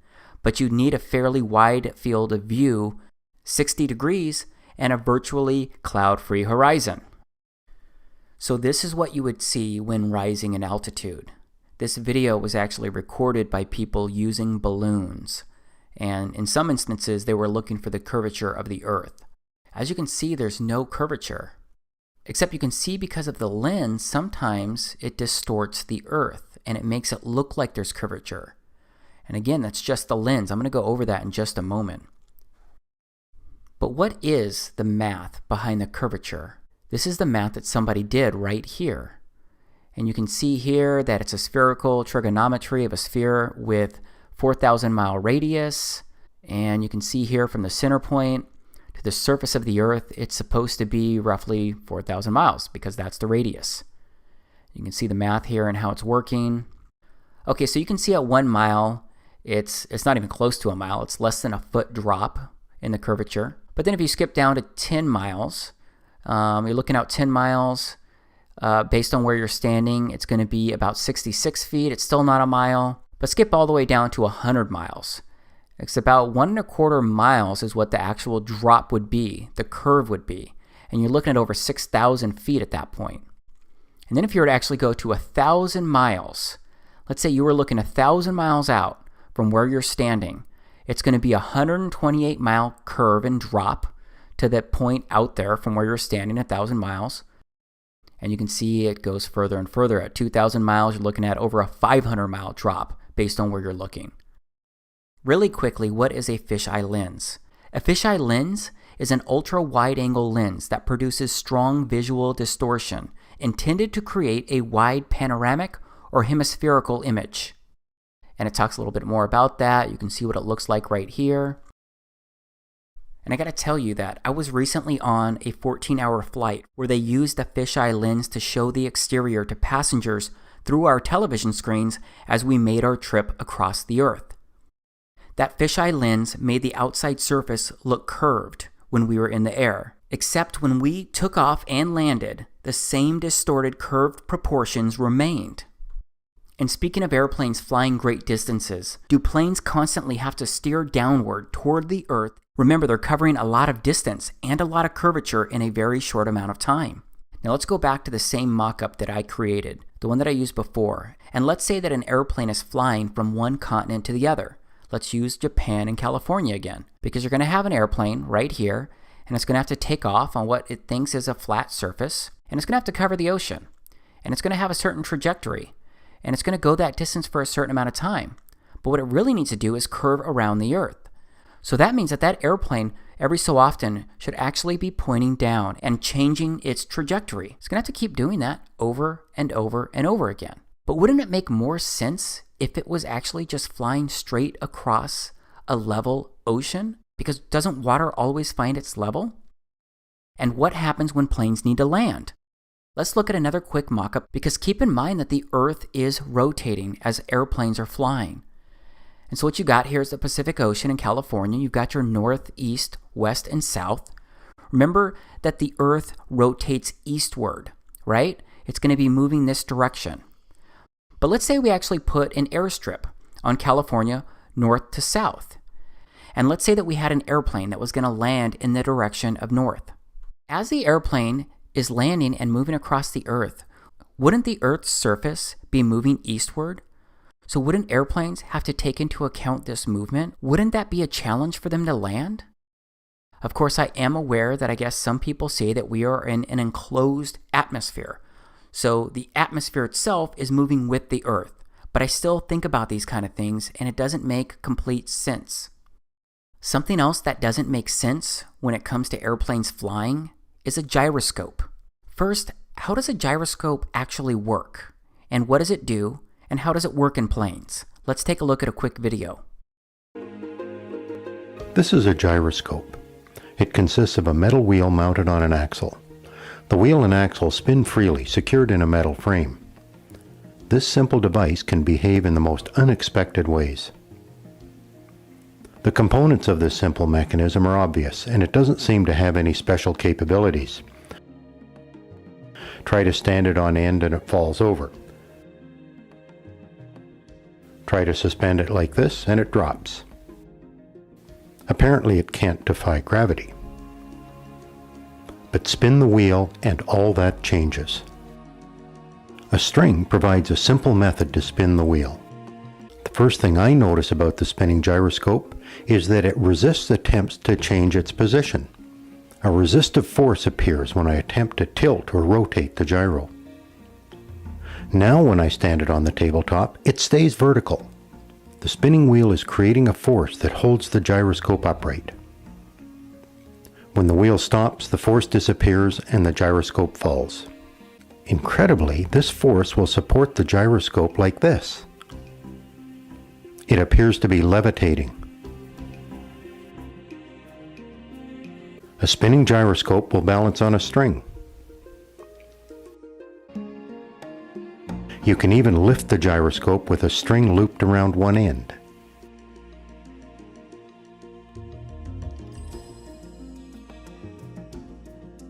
This interesting behavior is difficult to explain. Physicists have determined that a rotating wheel has angular momentum, similar to the momentum that a stone flying through the air has. To change the direction of the stone requires a force. Similarly, changing the orientation of the rotating wheel requires force. The spinning wheel prefers to stay oriented as it is, and it resists any attempt to change that orientation. The fact that gyroscopes will maintain a particular orientation in space is very useful. In modern aircraft, an inertial guidance system uses spinning gyroscopes to monitor and control the orientation of the aircraft. The gyroscope is suspended in a special cage that allows it to maintain its orientation independent of the aircraft's position. If the aircraft rolls, electric sensors and contacts connected to the gyro send information to the pilot about the aircraft's orientation. Now let's go back to my previous example of flying from Japan to California and consider a couple other items. Remember, it's over 5,000 miles of ocean from Japan to California. And the curvature math says that with right at 4,000 miles of distance, there will be right at 4,000 miles of curvature from your starting point to the ending point, assuming that you're actually traveling 4,000 miles of distance. So with that in mind, let's look at my previous mock-up. Here's the airplane taking off, and remember, the Pacific Ocean must be curved based on what we're taught. So the airplane flying across these thousands of miles would need to keep pointing down due to the 5,000 miles of distance and thousands of miles of curvature below. So how can a gyroscope be properly calibrated on a globe Earth when there are thousands of miles of curvature? How does it work when the Earth is always spinning? Is the gyroscope constantly correcting itself? Is it constantly resetting itself? Is it constantly stopping and recalibrating itself? It just doesn't make sense to me when I look at everything and how it works. And here's something interesting that I found at NASA's website. It's a NASA reference publication from the late 1980s about the derivation and definition of a linear aircraft model. Let's go through this. There's a lot of math, but toward the end on page 30, the first sentence in the concluding remarks say, "This report derives and defines a set of linearized system matrices of a rigid aircraft of constant mass, flying in a stationary atmosphere over a flat, non-rotating Earth." I gotta ask, why would this exist if we're supposed to be on a spinning ball? NASA had already been to the moon several times and explored outer space in many ways by the 1980s. So why would they need documentation talking anything about a stationary atmosphere and a flat, non-rotating Earth? I just don't get it. And of course, I understand that this does not prove anything by itself. There are just so many things out there that when combined, they create a convergence of strangeness that makes your head spin like the Earth is supposed to be spinning. So yeah, all of this stuff is strange because whenever I look out a car, all I see is a flat horizon. And whenever I look out a plane's window, all I see is a flat horizon. Everywhere I look, I see a straight or flat horizon. The Earth appears flat to me based on everything that I can actually observe. And just look at these Bolivian salt flats, which are the world's largest salt flat at over 4,000 square miles. It has an extraordinary flatness, with the average elevation variations within about 3 feet over the entire area. And it seems as if stuff isn't really dropping down at a curve, out of our view of distance either. Because to me it seems like we can only see a few miles out, and then things start to get hazy, unless you go higher. Because when you go higher in altitude, that's when your circle of view increases, and you can see further out. Except based on the Earth's curvature using this math, the land should start dropping from wherever you're standing on a ball Earth. Even if you're looking 40 miles out, there should be at least 1,000-foot decline due to the curvature, even if it's a small gradual decline for only a mile. No matter what, the math says that the Earth must curve downward, and that means that things farthest out should be dropping or slanting off toward the distance, but videos like these and so many more out there contradict what I'm told is supposed to happen on a ball Earth when I'm observing the distance and objects at the edge of my circle of view. Again, the horizon always rises to the eye level of the observer based on how high or low you are. But as you go further up in the air, you can always see further out into the distance. Okay, I've got just one more quick thing to show you before we move on to the next part. I'd like to ask if you've ever thought about 3D modeling, or video games, or virtual reality programs in general. Because whenever someone is showing you and portraying Earth's reality inside 3D modeling or video games or virtual reality, don't they always use flat surfaces and straight and flat horizons? Yes, they use a flat plane environment when presenting you with a simulated Earth. Everything is presented as flat. They don't show curvature or simulate a constantly moving Earth. This is something else to think about and consider. I know that I'm proposing some really challenging views here, so before I continue, I want to pause. Because right now, your mindset probably remains in one of two gears. The first could be that you're still somewhat open to the possibilities of what I've shown you up to this point, but you have a lot of questions about everything, or maybe at least most of it. The second gear could be that you're still disappointed in what I'm sharing, and maybe you're rejecting and discounting most or all of what I'm saying. And maybe you're thinking that I may have truly lost my mind, and those thoughts confuse or upset you, because you're sitting there wondering how I could be open to believing these things. Here's what I'd say to both camps either way. Believe me, I know what I'm sharing here is strange, to say the least. Again, this was not easy for me to consider. That's why I've done my own research into everything that I've shown you so far. That's what led me to research the even stranger things that I'm gonna show next. But no matter what, whether you're questioning everything or open to anything, I have a feeling that you want me to show you what a flat Earth could actually look like and what it would take for it to actually work, right? Well, that's exactly what I'm going to focus on next. And this next part may end up being the hardest thing for you to consider, process, or accept.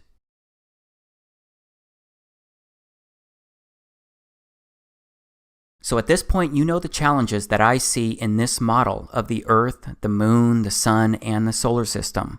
And based on what people can actually observe, and based on my faith in the scriptures, I don't believe that we're flying through space, or that we're just a speck of dust in an ever-expanding universe.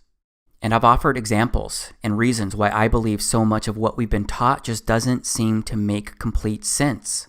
Except I've challenged you to consider that the Earth could be flat. And because of that, I promised to show you how a flat Earth could actually work and what it could look like. And I'm going to do that here inside this part. But in order to show you that viewpoint, I need to reveal something else regarding this unique place that we all live. Because this something else is a foundational element for a flat Earth to be possible. And that means that things are going to stay strange. Because I'm going to tell you something that you may find even more out there than a fake moon landing. This may be interpreted as more out there than the Earth being flat. Because here's where I tell you that based on everything I've researched and everything I've discovered so far and everything that I've been able to observe up until this point, it appears that we are living in a simulation. How do you think will virtual reality tie in the future of transportation, which you are working on? Thank you. Well, maybe we're in a simulation right now. Yeah.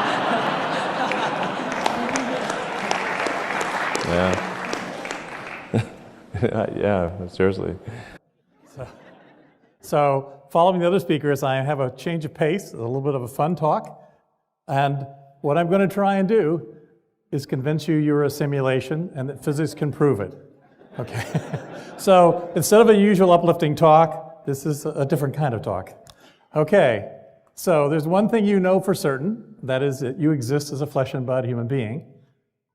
My goal is to convince you otherwise. Okay. So logic is not going to be enough. You guys are going to be simulation deniers, right? I mean, there's just no way around it. So my actual goal will be to actually create a sliver of doubt in your minds so that you actually think about this and what it might mean. So I know this is a lot to throw at you. I've also got to immediately share that I do not agree with these men in regards to their definitions of a simulation, but it appears that their positions seem to contain some truth. Because based on what I can determine as of now, I believe we are living inside a simulation. But I don't believe humans are inside some simulation being run on some supercomputer. For the record, I believe the God of the Bible created everything around us.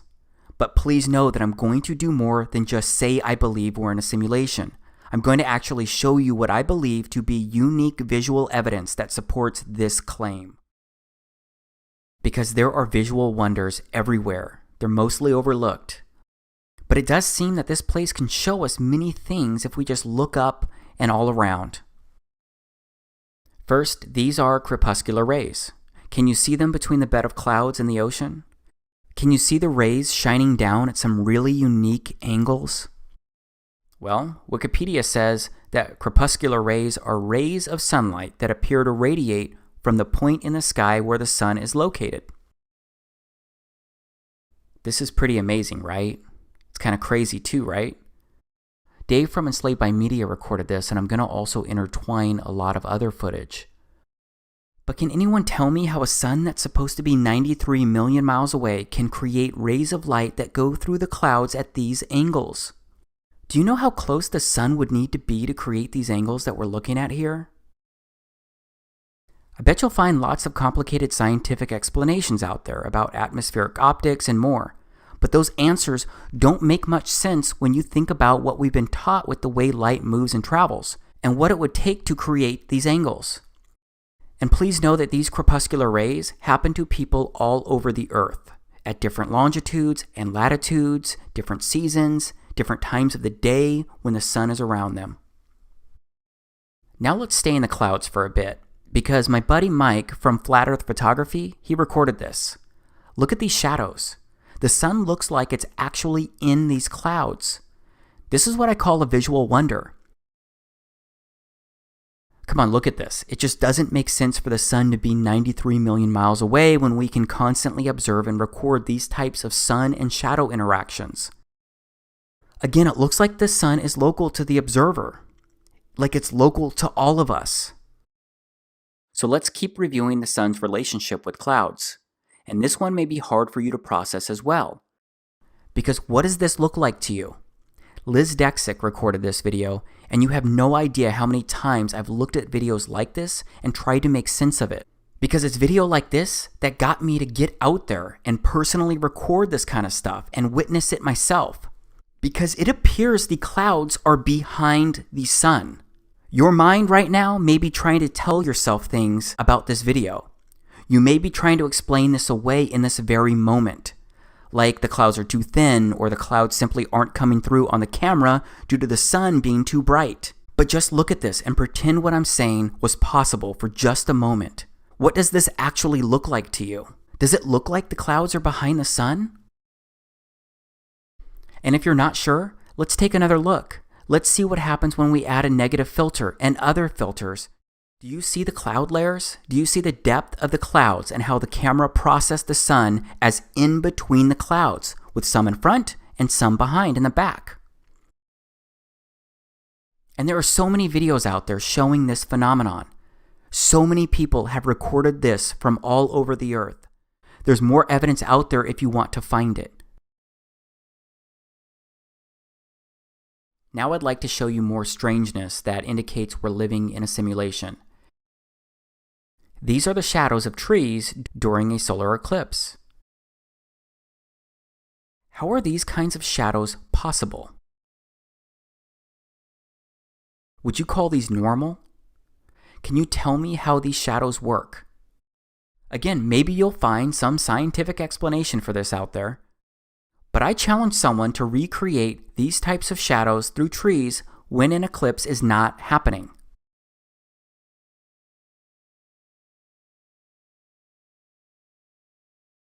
And then there are also shadow bands that occur during solar eclipses. These are also strange and also interesting, and they've been captured all over the earth during solar eclipses as well. Straight up, it certainly seems that solar eclipses are special, unique events. But how does a solar eclipse really work? Because we all know that the sun and moon are always moving across the sky, right? So just stop for a moment and think about how the sun and the moon need to basically stand still and stop in unison for a solar eclipse to work. Or they need to be moving at the exact same speed for quite some time, because some total solar eclipses have lasted up to 6 and 7 minutes. And with that in mind, I've recorded hours upon hours of the moon, the sun, and the stars, and they all travel across the frame of my camera really quickly. Either way, being in the path of totality is a special event in itself. Here's what I actually witnessed during the Great American Eclipse in August of 2017. I personally recorded this video in the state of Oregon. No filter, nothing but my Nikon P900. Holy moly, look at that.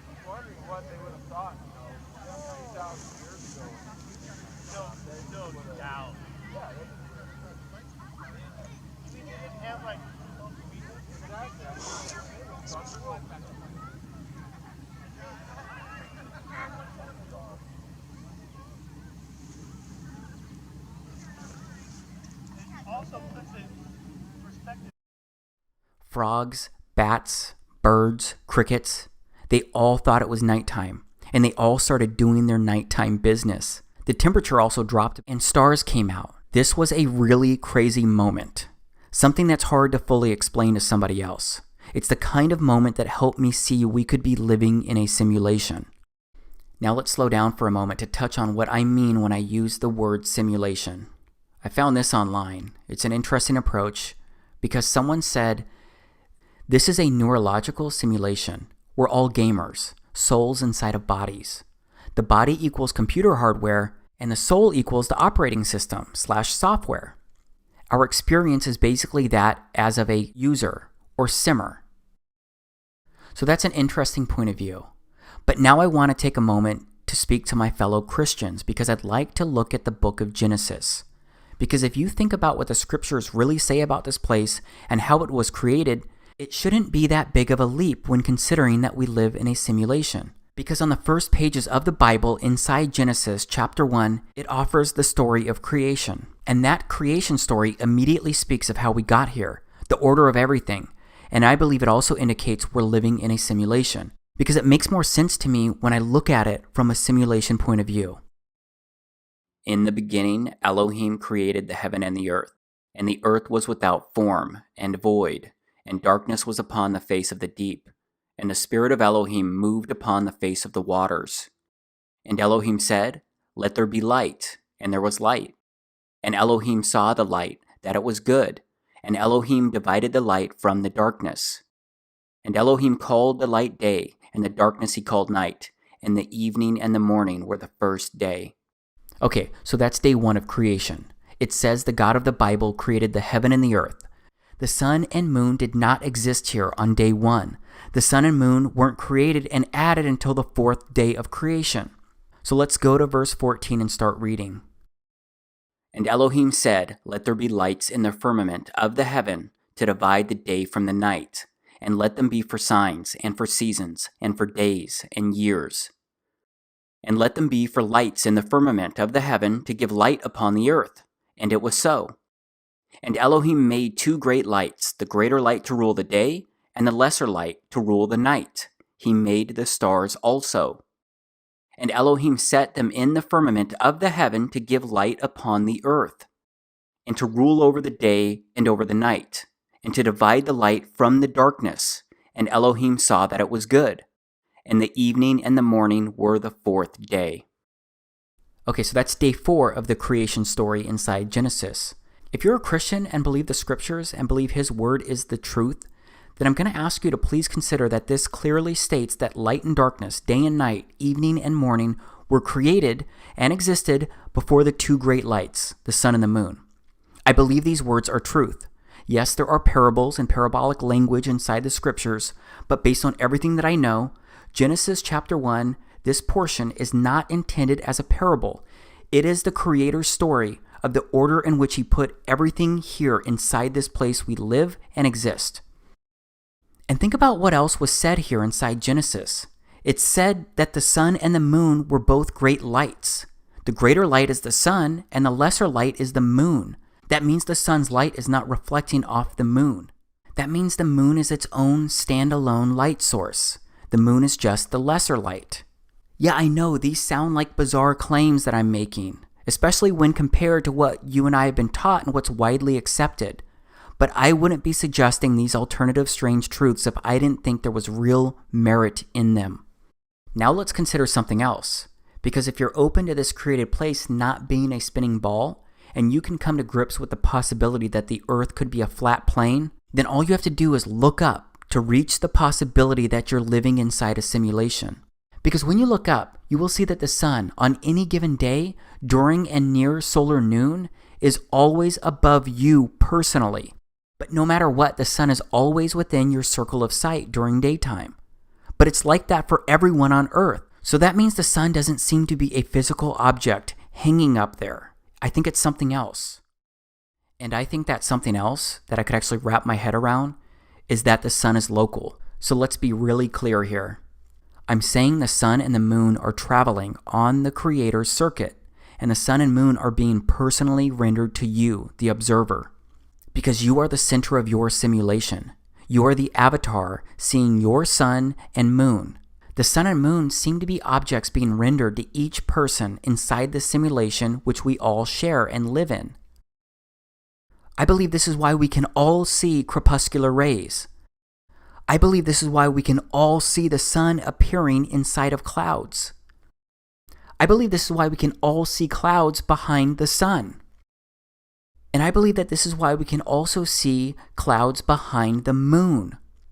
So as of now, I certainly do not think that the sun or the moon are round balls floating in space. And that's why I don't believe the moon is a physical object that we can actually reach by aircraft either. And when it comes to the stars, it seems the stars have been mapped across the entire sky of the Earth, and they cover all of the land that we can travel across inside this simulation, from the North Pole star to the South Pole star. And that's what I'm going to review next, the land that we live on, Earth. Because it is finally time for me to show you a visual representation of how a flat Earth, the sun, the moon, the stars, and everything could actually look, at least based on everything I've researched so far. And do you remember when I shared earlier how there are many half-truths out there? Well, I need you to recognize that when you research the term flat Earth, You'll find a lot of explanations, and the truth often ends up being buried among disinformation. So I want to first show you the popular flat earth model. It's a half-truth. Half-true in the sense that I believe it's true that the earth is flat, but it's untrue that this is what it really looks like. So the popular flat earth model, it uses an azimuthal equidistant projection, or what I'll call an AE map from here out. And this is a visual representation of the popular flat earth model using the AE map. Unfortunately, when I realized that the earth could be flat, this was the model that I found being promoted by nearly everyone. And this map says that there is only one pole star, and it's above the center of everything, and there's a dome over this enclosed environment that we live. It also says that Antarctica surrounds our oceans and continents. It basically says that Antarctica is an ice ring wall around the flat earth. And the promoters of this AE map also say that the sun and moon are only about 3,000 miles away and that they're both doing circles above us. But I've discovered that that's impossible. It can't be happening because the sunrise and sunset declinations prove circling suns and moons to be impossible, especially in the southern hemisphere. Every single person on this earth who has a compass can verify this model is impossible due to the sunrise and sunsets. But I'll admit I fell for this popular flat earth model, and I'm not proud of that. But it turns out there are some compelling reasons to fall for it. First, most people are looking for answers when they discover that the earth could be flat, and they often accept the first model presented. So many people don't keep researching, and that means that many people don't test things about this AE map because they assume the person presenting it already did all of that legwork. So those people don't ever confirm simple things like the impossibility of the sunrise and sunset declinations on this AE map. Also, the promoters of this AE map often point to movies as evidence that it's true, because why else would it be in the background of so many movies? They also point out how the United Nations uses this AE map. And this is an interesting one because there's also something called the Antarctic Treaty System. This treaty includes 50 plus major nations, and it prevents civilians like you and me from simply visiting and checking out Antarctica. Wikipedia says, the main objective of the Antarctic Treaty is to ensure in the interests of all humankind that Antarctica shall continue forever to be used exclusively for peaceful purposes and shall not become the scene or object of international discord. And the popular flat earth model promoters say that we're not allowed to visit Antarctica because it's really an outer ice ring that would expose the earth as flat. Obviously, I don't agree with that, and I don't really know why this treaty exists other than what I just shared from Wikipedia. But I know the popular flat earth model does not work, because if their model was true, then we would have a 24-hour sun and a 24-hour moon. Yes, the sun and the moon would never actually set inside their model. Instead, what they claim is that the sun and moon are simply going further away from you, and it's perspective that makes them look like they're setting below a horizon. I'm sorry, but that's not what I've actually observed using my camera. Plus, there's like no video of a 24-hour sun or moon anywhere online. Yeah, you'll probably be able to find a couple of videos trying to support that. Just be aware that they're all either out of focus or straight up doctored videos. And this is one of the newest models being promoted by some popular flat earth folks on YouTube. This model doesn't work for many of the same reasons, and it also no longer makes the earth flat. I truly believe that most of the people at the popular flat earth channels promoting either of these flat earth models are purposefully spreading disinformation. Because if they just kept searching for the truth, then they would discover contradictions and major flaws in what they're promoting. They would see very quickly that their models couldn't work with what we actually observe around us. And on top of that, I found that most of the popular flat earth model promoters, they have PayPal and Patreon accounts, and they seem to be on a mission to make money. Fortunately, there are some people who are really searching for the truth. Starting with these two guys that I mentioned earlier, Ronnie Harris and Jason Laufenberg. They're not asking for any money, and they're willing to be proven wrong. They want to be proven wrong if that's the case. And just like me, they just want to know the truth and share it with people. And these guys have studied countless maps, searching for an accurate map that could represent a flat earth. They actually got a tip from something that Neil deGrasse Tyson said, something I already showed you earlier. So Earth, throughout its life, even when it formed, it was spinning, and it got a little wider at the equator than it does at the poles. So it's not actually a sphere, it's oblate. And officially it's an oblate spheroid. That's what we call it. But not only that, it's slightly wider below the equator than above the equator. A little chubbier. A little chubbier. Yeah. Chubby's a good way. It's like pear-shaped. Yeah. So they thought maybe the flat Earth could be oblate in some way. That's when they discovered the oblique Mercator projection. And cartographers seem to agree that it is the most accurate flat representation of Earth. But first, what's cartography all about? Okay, so we're here at the Canadian Cartographic Association, and it says that the International Cartographic Association defines cartography as the discipline dealing with the conception, production, dissemination, and study of maps. Cartography is also about representation, the map. This means that cartography is the whole process of mapping. Cartography is a complex and ever-changing field, but at the center of it is the map-making process. Viewed in the broadest sense, this process includes everything from the gathering, evaluation, and processing of source data, through the intellectual and graphical design of the map, to the drawing and reproduction of the final document. Once seen as the products of a relatively straightforward practical exercise, maps are now viewed as complex intellectual images offering a rich potential for scientific investigation. Cartography today has two essential characteristics. First of all, it is important. Maps perform a fundamental and indispensable role as one of the underpinnings of civilization. Few activities relating to the Earth's surface, whether land use planning, property ownership, weather forecasting, road construction, locational analysis, emergency response, forest management, mineral prospecting, navigation, the list is endless, would be practical without maps. Okay, now let's go to World Maps Online. You'll see this is a world satellite image map. It's the oblique Mercator projection that I just mentioned. And it says, this stunningly detailed satellite image map of the world detailed land cover data depicted in an oblique Mercator projection. The parameters of this map projection have been carefully chosen so that the inevitable distortion that occurs is relegated to the oceans and to the least populated and least recognizable land masses. And it goes on to say the result is a unique, visually interesting flat map of the world that exhibits nearly no distortion in the most familiar areas, even at the poles. Let's read that one more time.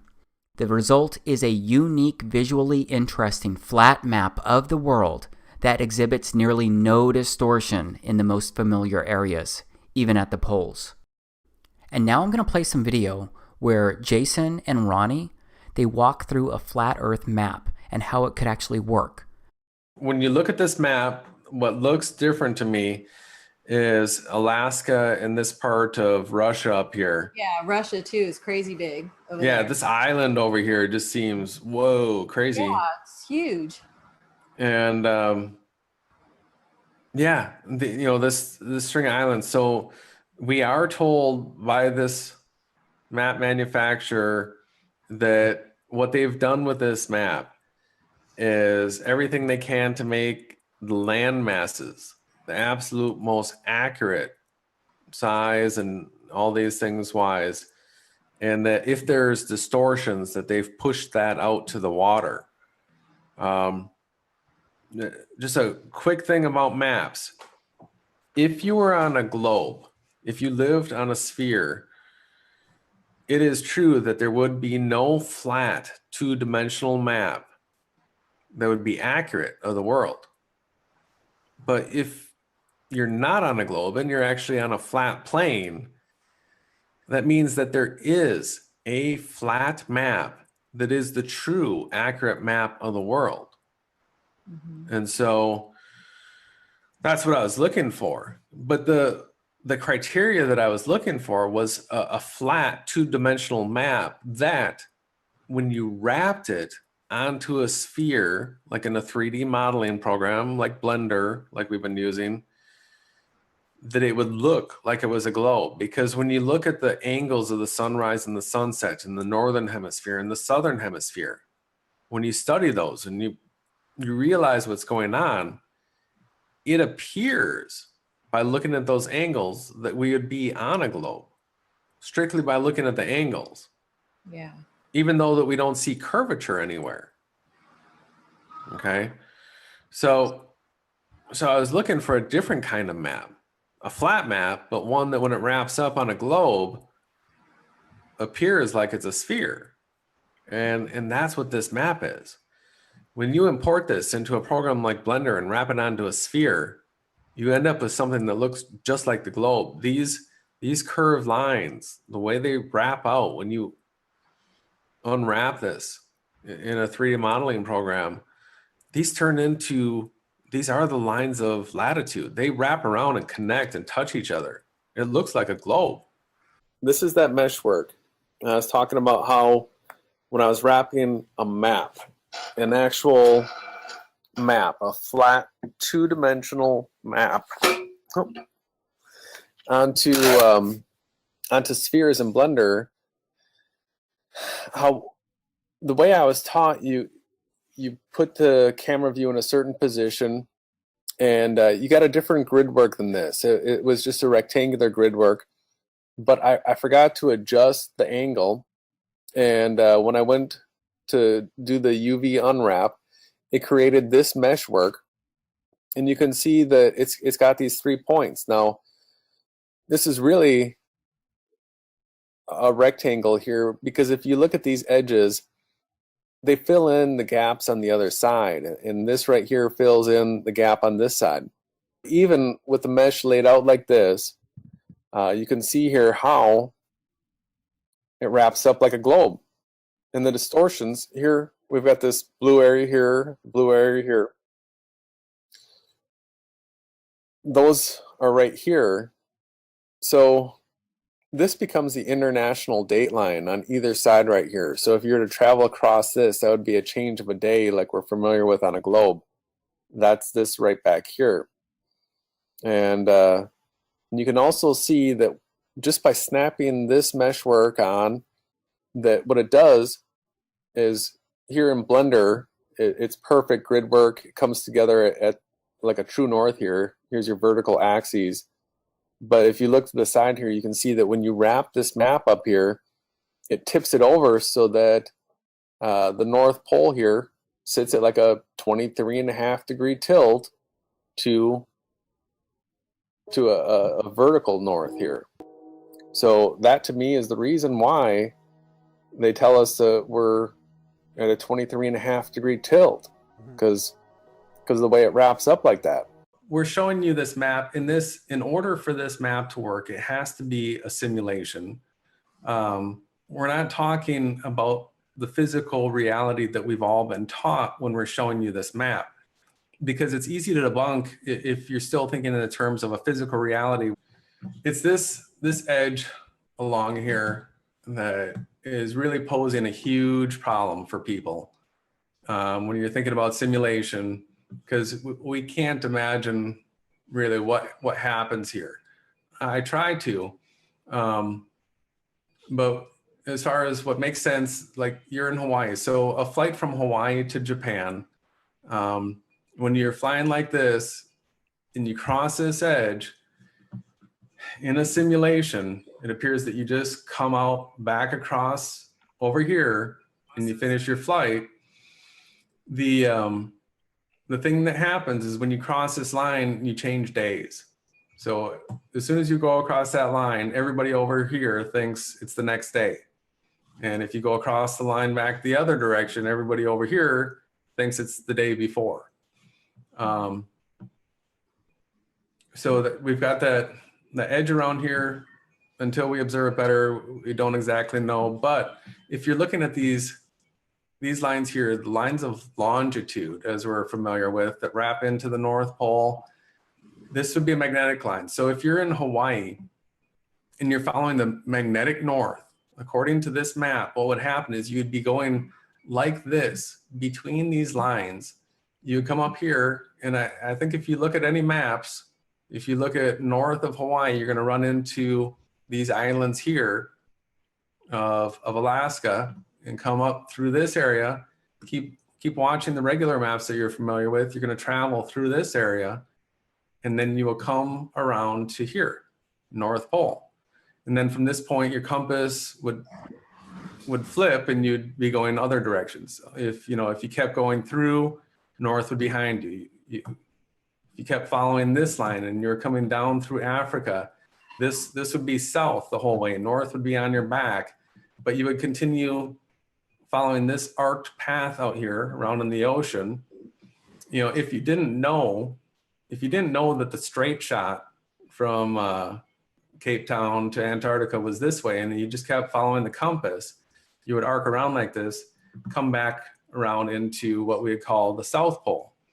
Now, one of the things that Jaron was showing people as trying to get people all confused about the magnetics and magnetic declination is he was showing on how a map of Antarctica, how you can move from one place to another in Antarctica, and all of a sudden your compass would be 180 degrees the other direction.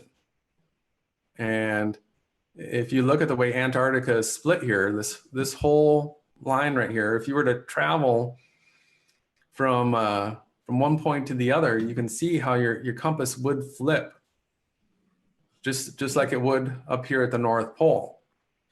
And he was showing along this edge how radically different the magnetic declination angles are. And you can see based on these lines of longitude, if they're the magnetics, you can completely understand why it would be that case.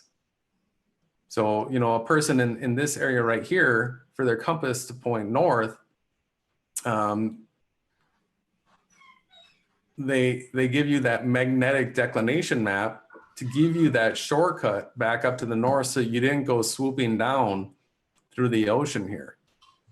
So Antarctica on this map, the magnetic flipping of the poles that Jaron was showing is another proof that this would be the correct map of this world. So while there's things that we can't prove about it yet, there are things that we can.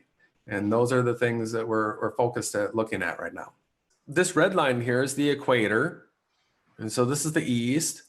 And by following this path, this is all coherent with what we're familiar with. This is where the equator, you know, travels through Malaysia and through Africa and through South America here. Tropic of Cancer. So that lines up, you know, coming across here just below the Baja Peninsula through central Mexico, North Pole right here. So here's the interesting thing on this map, because these lines right here wrapping around like this up to the north, if this is the magnetics, when you're in Hawaii and your compass points north and you were to just follow it north, what I'm speculating and would assume to be true and would like to have proven false if possible is that traveling north from Hawaii, if you follow my cursor here, you would actually make this sweeping motion if you just continually follow north until you got here. Okay. These lines right here are the magnetic lines. So north would look like this motion right here, and you would come through this part of Alaska right here, and you would come through the north part right here, and that you would come to this point, boom. And then from this point, everything would be south. And they would feed back to these points, which is actually really the same point, just split in half. One's on this side and one's on this side. It appears that a point directly above this is Polaris. Okay. And that all the people in the northern hemisphere that are looking towards Polaris are looking towards, you know, a light in the sky centered over this. Yeah. But still, that's sort of like a physical look at this reality. I'm now really convinced that it's a simulation. So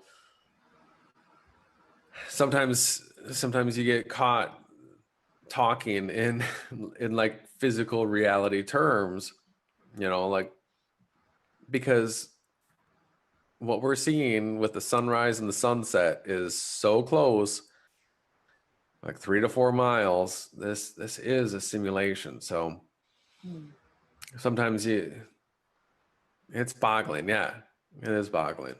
This is the international date line right here, this edge. So what happens when you cross the international date line? You change your clock ahead a day or back a day, depending on which way you're going, right? So you cross that line and then you just keep on trucking and then you end up there.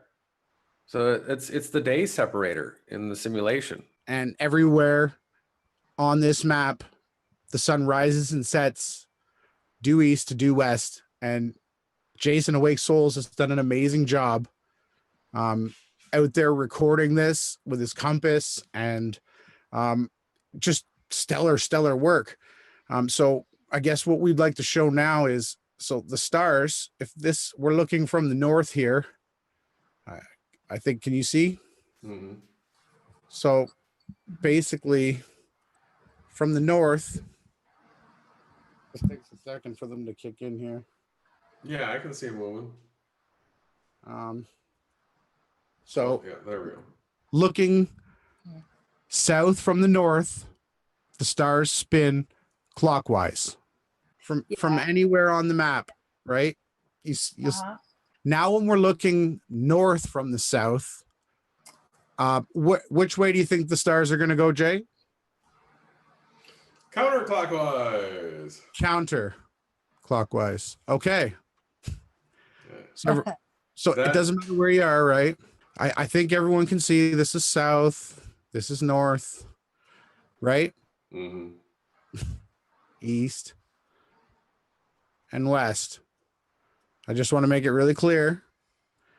And there's a celestial axis that goes through here and an equator that goes through here, making a cross.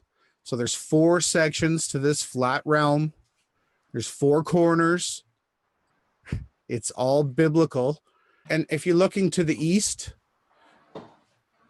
from anywhere on this map, you will see the stars rising, coming 90 degrees above you at their midpoint meridian. Mm-hmm. Always from anywhere on this map, you'll see them rising from the equator, from the east, and then west, they set. Everything sets to the west, returns to heaven and gains its glory, and then rises and hastens back to where it started and does it again. And that is Enoch that you were quoting, correct? More ad lib. But that's what he wrote and gave an account and said to tell everyone, all generations of the earth. And it was actually written, it was for a generation in the future. Yes, this is a lot to take in and try to process.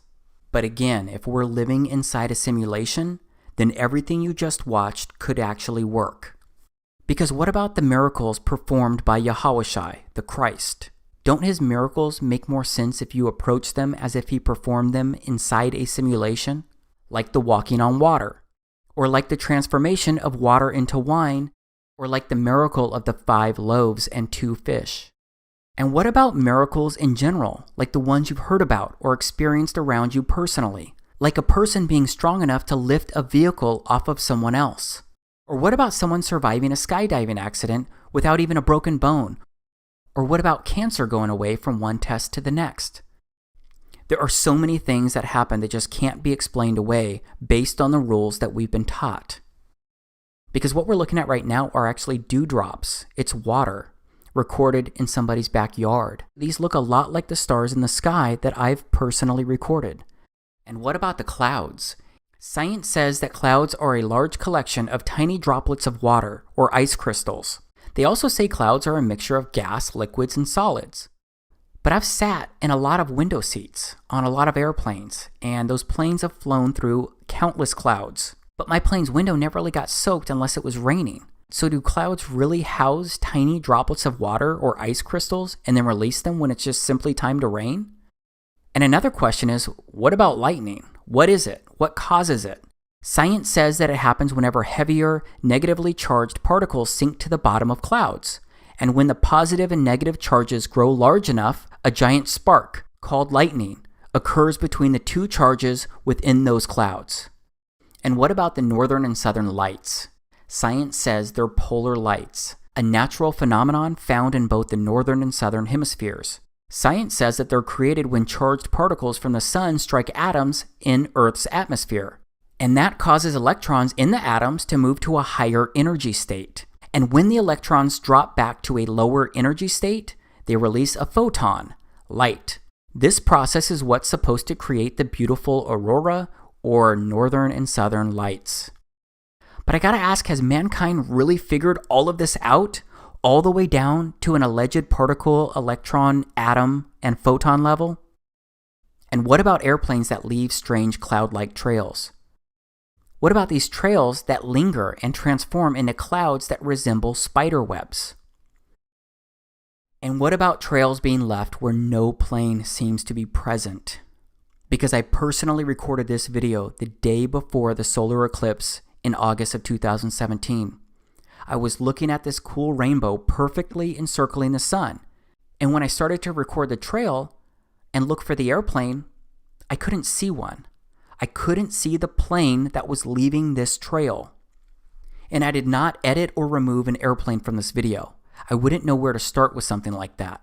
But this trail is moving pretty fast across the sky. That's why my video is moving so much, and it's hard for me to stay in focus or actually get ahead of the trail itself. And my camera was on a tripod while I was recording this, but there is no plane that I can find. And other people have recorded the same kind of stuff. They've even recorded odd-looking orbs of light. Maybe you can explain this away, but once you personally start observing this place and the skies, I think you're going to witness the exact same thing, and you're going to start questioning so much about this place that you live. But that's not the end of it when it comes to airplanes in the sky. Because what happens when airplanes fly too close to the sun? I mean, what is happening here? Why does it look like the light from the sun is being dragged by this airplane? I've seen the same effect with birds moving across the sun too. And I have to tell you that ever since I started looking up, I've seen and recorded some amazing things, and so many more things that I couldn't catch on camera. Of course, I have a lot of questions, and there are a lot of things that I wonder. That's why I keep researching and looking for the truth. But right now, I'm experiencing Earth like never before with eyes wide open. Because I contend there's a lot that we don't know, but there's also a lot that we can research and discover through simple observations and more. Yes, we may be wrong about some stuff, but we may also be right about a lot of things. And as of now, based on everything that I've researched, I don't believe that we ever went to the moon, because I don't believe there is an outer space in the way that we've been taught. So I don't believe that we can leave this Earth. And I believe the Earth is flat. And it seems we could be living inside a simulation. So I believe we're living during extremely interesting times. And in these times, I believe strange truths can be researched, discovered, and revealed like never before.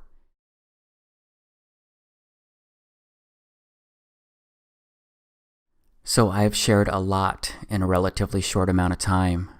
And I'm asserting that it's all based on the true story. Right now, though, I'm just praying that I've at least offered something that can open doors to new possibilities inside your life, because maybe there's more to what we've been told about this realm. Of course, I remain fully aware that what I've shared can close people's minds too. So I know that some people won't believe any of this, or they'll refuse to consider the potential in these things, because maybe they think what I've shared sounds too strange to be true. But I believe I've shared strangeness that has a better chance at being truth than the popular options. But maybe you have more questions regardless of what I present as strange truth, or regardless of what you believe so far. Two immediate questions are probably how and why. How could they cover all of this up? How could they fool everyone? Of course, I do not have all of the answers, but I'll take a run at these questions. My first reaction is that they haven't covered it all up. They haven't fooled everyone. It just seems that most people aren't questioning much of anything these days. A lot of people don't even look up at the sky anymore because most people have a lot going on. They're just trying to make sure that their kids finish their homework at night. They're just trying to lose a few pounds. They're just trying to keep the bills paid. They're just trying to scrape together enough money for the holidays. maybe even take a fun vacation once a year. They are tired, they are busy, they're overwhelmed. Believe me, I know. But despite that, it does seem like more people are starting to look around. More people are starting to notice things. And it seems that people are starting to wake up to maybe, just maybe, everything does not add up.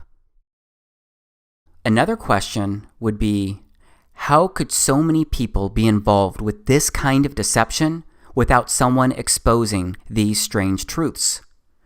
This is a harder one to answer, but again, I'll take a run at it, because I often wonder the exact same thing. How could some of the people involved not go public or become whistleblowers? Well, it turns out that there are people claiming they're coming forward. These people often claim to have worked somewhere inside a special agency or a division, and these people state they're sharing secret information. If you look into it, you will find people who claim some astonishing things about the sky and earth and more. And some of those people become well-known figures inside that conspiracy theory circle. But then some people die surrounding strange circumstances after coming forward, and some people just disappear after coming forward. I'm just not sure, so I'm often left wondering what really happened. So above all, I've got to research this place with people that I trust, while leaning on my own senses and my own instincts and my own logic and my own reason. And then I've got to make the choice of what I believe to be truth. But again, I've got to heavily rely on what I can actually experience, feel, and observe, because I can no longer strictly rely on what other people claim to be truth. I can no longer subscribe to viewpoints about life here on earth just because someone I know or don't know says it's true. Just like you shouldn't simply believe everything I'm offering here, you need to do some work. You need to seek the answers to your own questions so you can confirm or deny the validity of these strange truths. Doesn't that seem logical? All right, now let's move into another big question, the why. Because if this is true, why would people hide this? Why would they lie? This one's a lot easier for me to try and answer, because think about it. If Earth was a spinning ball, then that means that it all started with the Big Bang, which simply put is a scientific theory stating that the universe began with a singularity, and then space-time expanded. And then from that Big Bang moment, everything evolved, transformed, and changed over billions of years, eventually leading to life, which began with single-cell organisms. And those single-cell organisms evolved, transformed, and changed, and they eventually became sophisticated life forms like you and me. It just took billions of years for humans to become the one-of-a-kind specimens that we are today. And if the Big Bang and evolution are true, that means the universe is constantly expanding. And if the universe is constantly expanding, that would mean there's infinite space out there to explore and visit. And that would definitely mean that our little rock known as Earth would be rotating around our local star known as the Sun. And that would mean similar solar systems to ours could happen in other parts of the universe. And that means there could be other evolved, intelligent life forms out there just like you and me. And that means Earth would basically be a grain of sand in a universe growing larger by the nanosecond. And that means Earth is not the heart of anything. That means our entire existence is pretty much an evolutionary accident. And that means life here on Earth, it has no real meaning or purpose. But if the Earth was flat, then that means that the Earth could be a firm and immovable plane. And that means there would be no Big Bang, no outer space, no expanding universe. And that means there would be nothing out there to visit and explore. And that means Earth could be the center of everything. And that means Earth could be an enclosed environment. And that means Earth could be a simulation being ran for you and me and every single person living here. And that means our entire existence inside this place is not an accident. That means life here on Earth is special. And that would mean that you and I are significant. And that would lead to many more questions. Like, who created this place? Who put us here? Why were we put here? What is the meaning of all of this? And I believe that all of these answers can be found in the scriptures. Except the word which is supposed to be our guidebook, it has become the opposite of almost everything we're witnessing in this place right now. Because right now, science gets held up on a pedestal. Its theories are preached as facts, leading to science being worshipped like it's a god of revelations. And we all know that mankind is the one teaching science. And we all know that mankind is capable of being deceitful, selfish, and straight up evil. And that means the truth about Earth could have been intentionally concealed to hide the existence of a creator. And that means the truth could have been corrupted over generations, because eventually that leads to people just being indoctrinated into the deception from birth. And that leads to people getting programmed into accepting the opposite of what they actually observe and experience. And I gotta say that there seems to be a deep rabbit hole of lies, because we are being taught some twisted things here. And we end up seeking these twisted teachings despite what our spirit, our minds, our hearts, and our souls tell us to seek and believe. Because we've been taught to serve our physical bodies and satisfy them. We've been taught to possess and achieve all of these things to feel and become whole. But I believe we were supposed to experience this place in such a different and blessed way. We were supposed to look to truth as a foundation for living. We were supposed to appreciate our similarities and also respect the uniqueness within our differences. We were supposed to help each other without a fiat money system driving our daily actions. We were supposed to share Earth's abundance of beauty and resources. We were supposed to respect everything on Earth. But the enemy has taken control of so much here, and that spoiled what this place was meant to be. The scriptures say this has, is, and will be the case. The scriptures also say that we're not meant for this life, not forever, because there's no way around the pure truth that you and I will die someday. So we all know that any physical treasures that we obtain here, they cannot be taken beyond this life. So I believe we're meant for so much more. And I believe what we all do while we're here, it's critical. Because the scriptures say our lives here are a way for our Father to help us. I believe we're His children. I believe He uses this place to help test us and to help develop our character, our faith, our obedience, our love, our integrity, our loyalty, and so much more. Because the scriptures use words like trials, temptations, refining, testing, hundreds of times. And based on all of my research and the evidence I've studied, I believe with all of my body and my soul that the scriptures are truth. The scriptures are history and prophecy.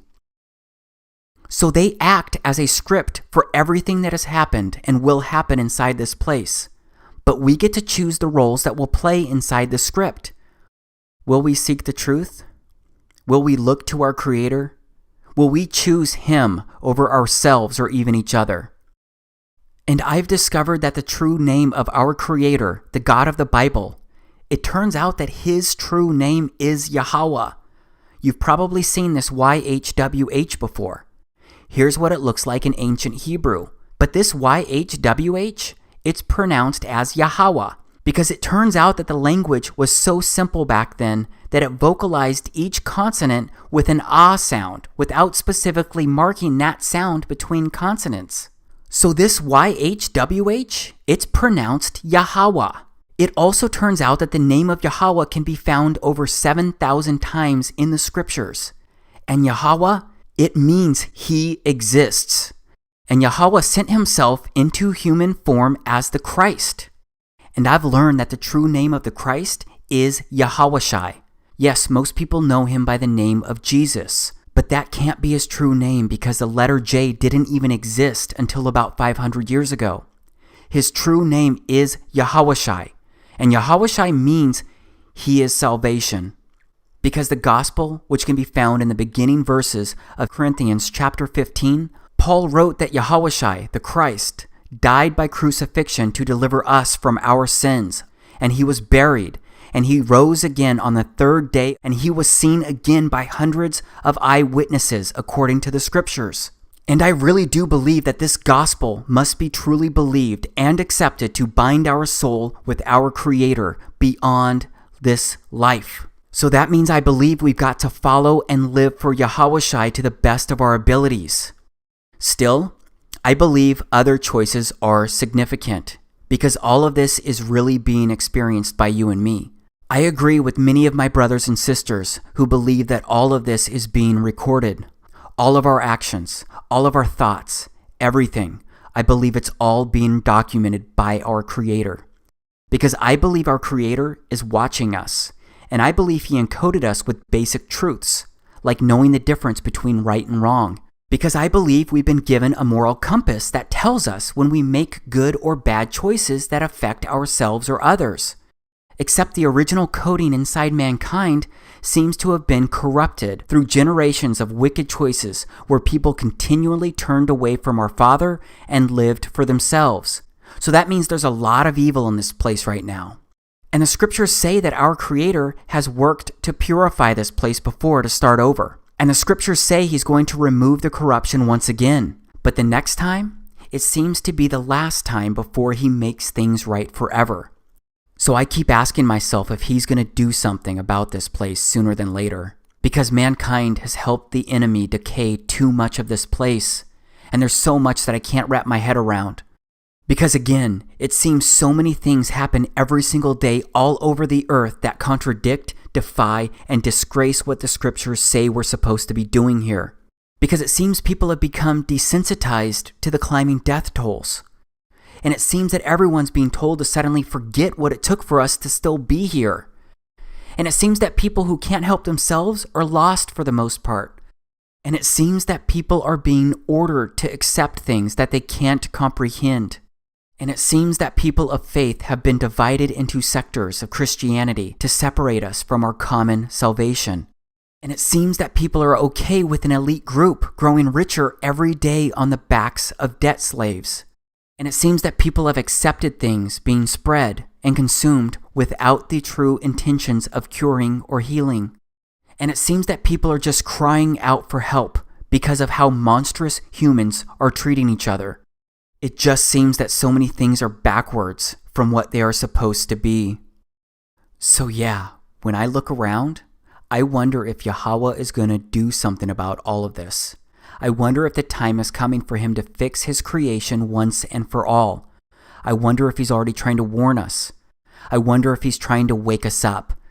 Because there are a lot of strange events impacting the earth. People continue to be affected, displaced, and hurt surrounding these events.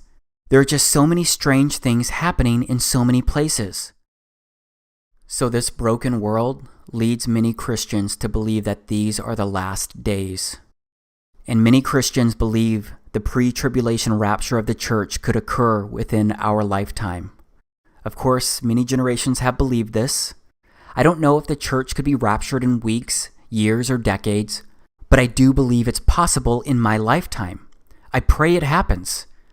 But many Christians refuse to consider this possibility, except many people 2,000 years ago didn't believe they were living at the time of the Christ, or that it was possible for the Christ to be walking the earth during their lifetime.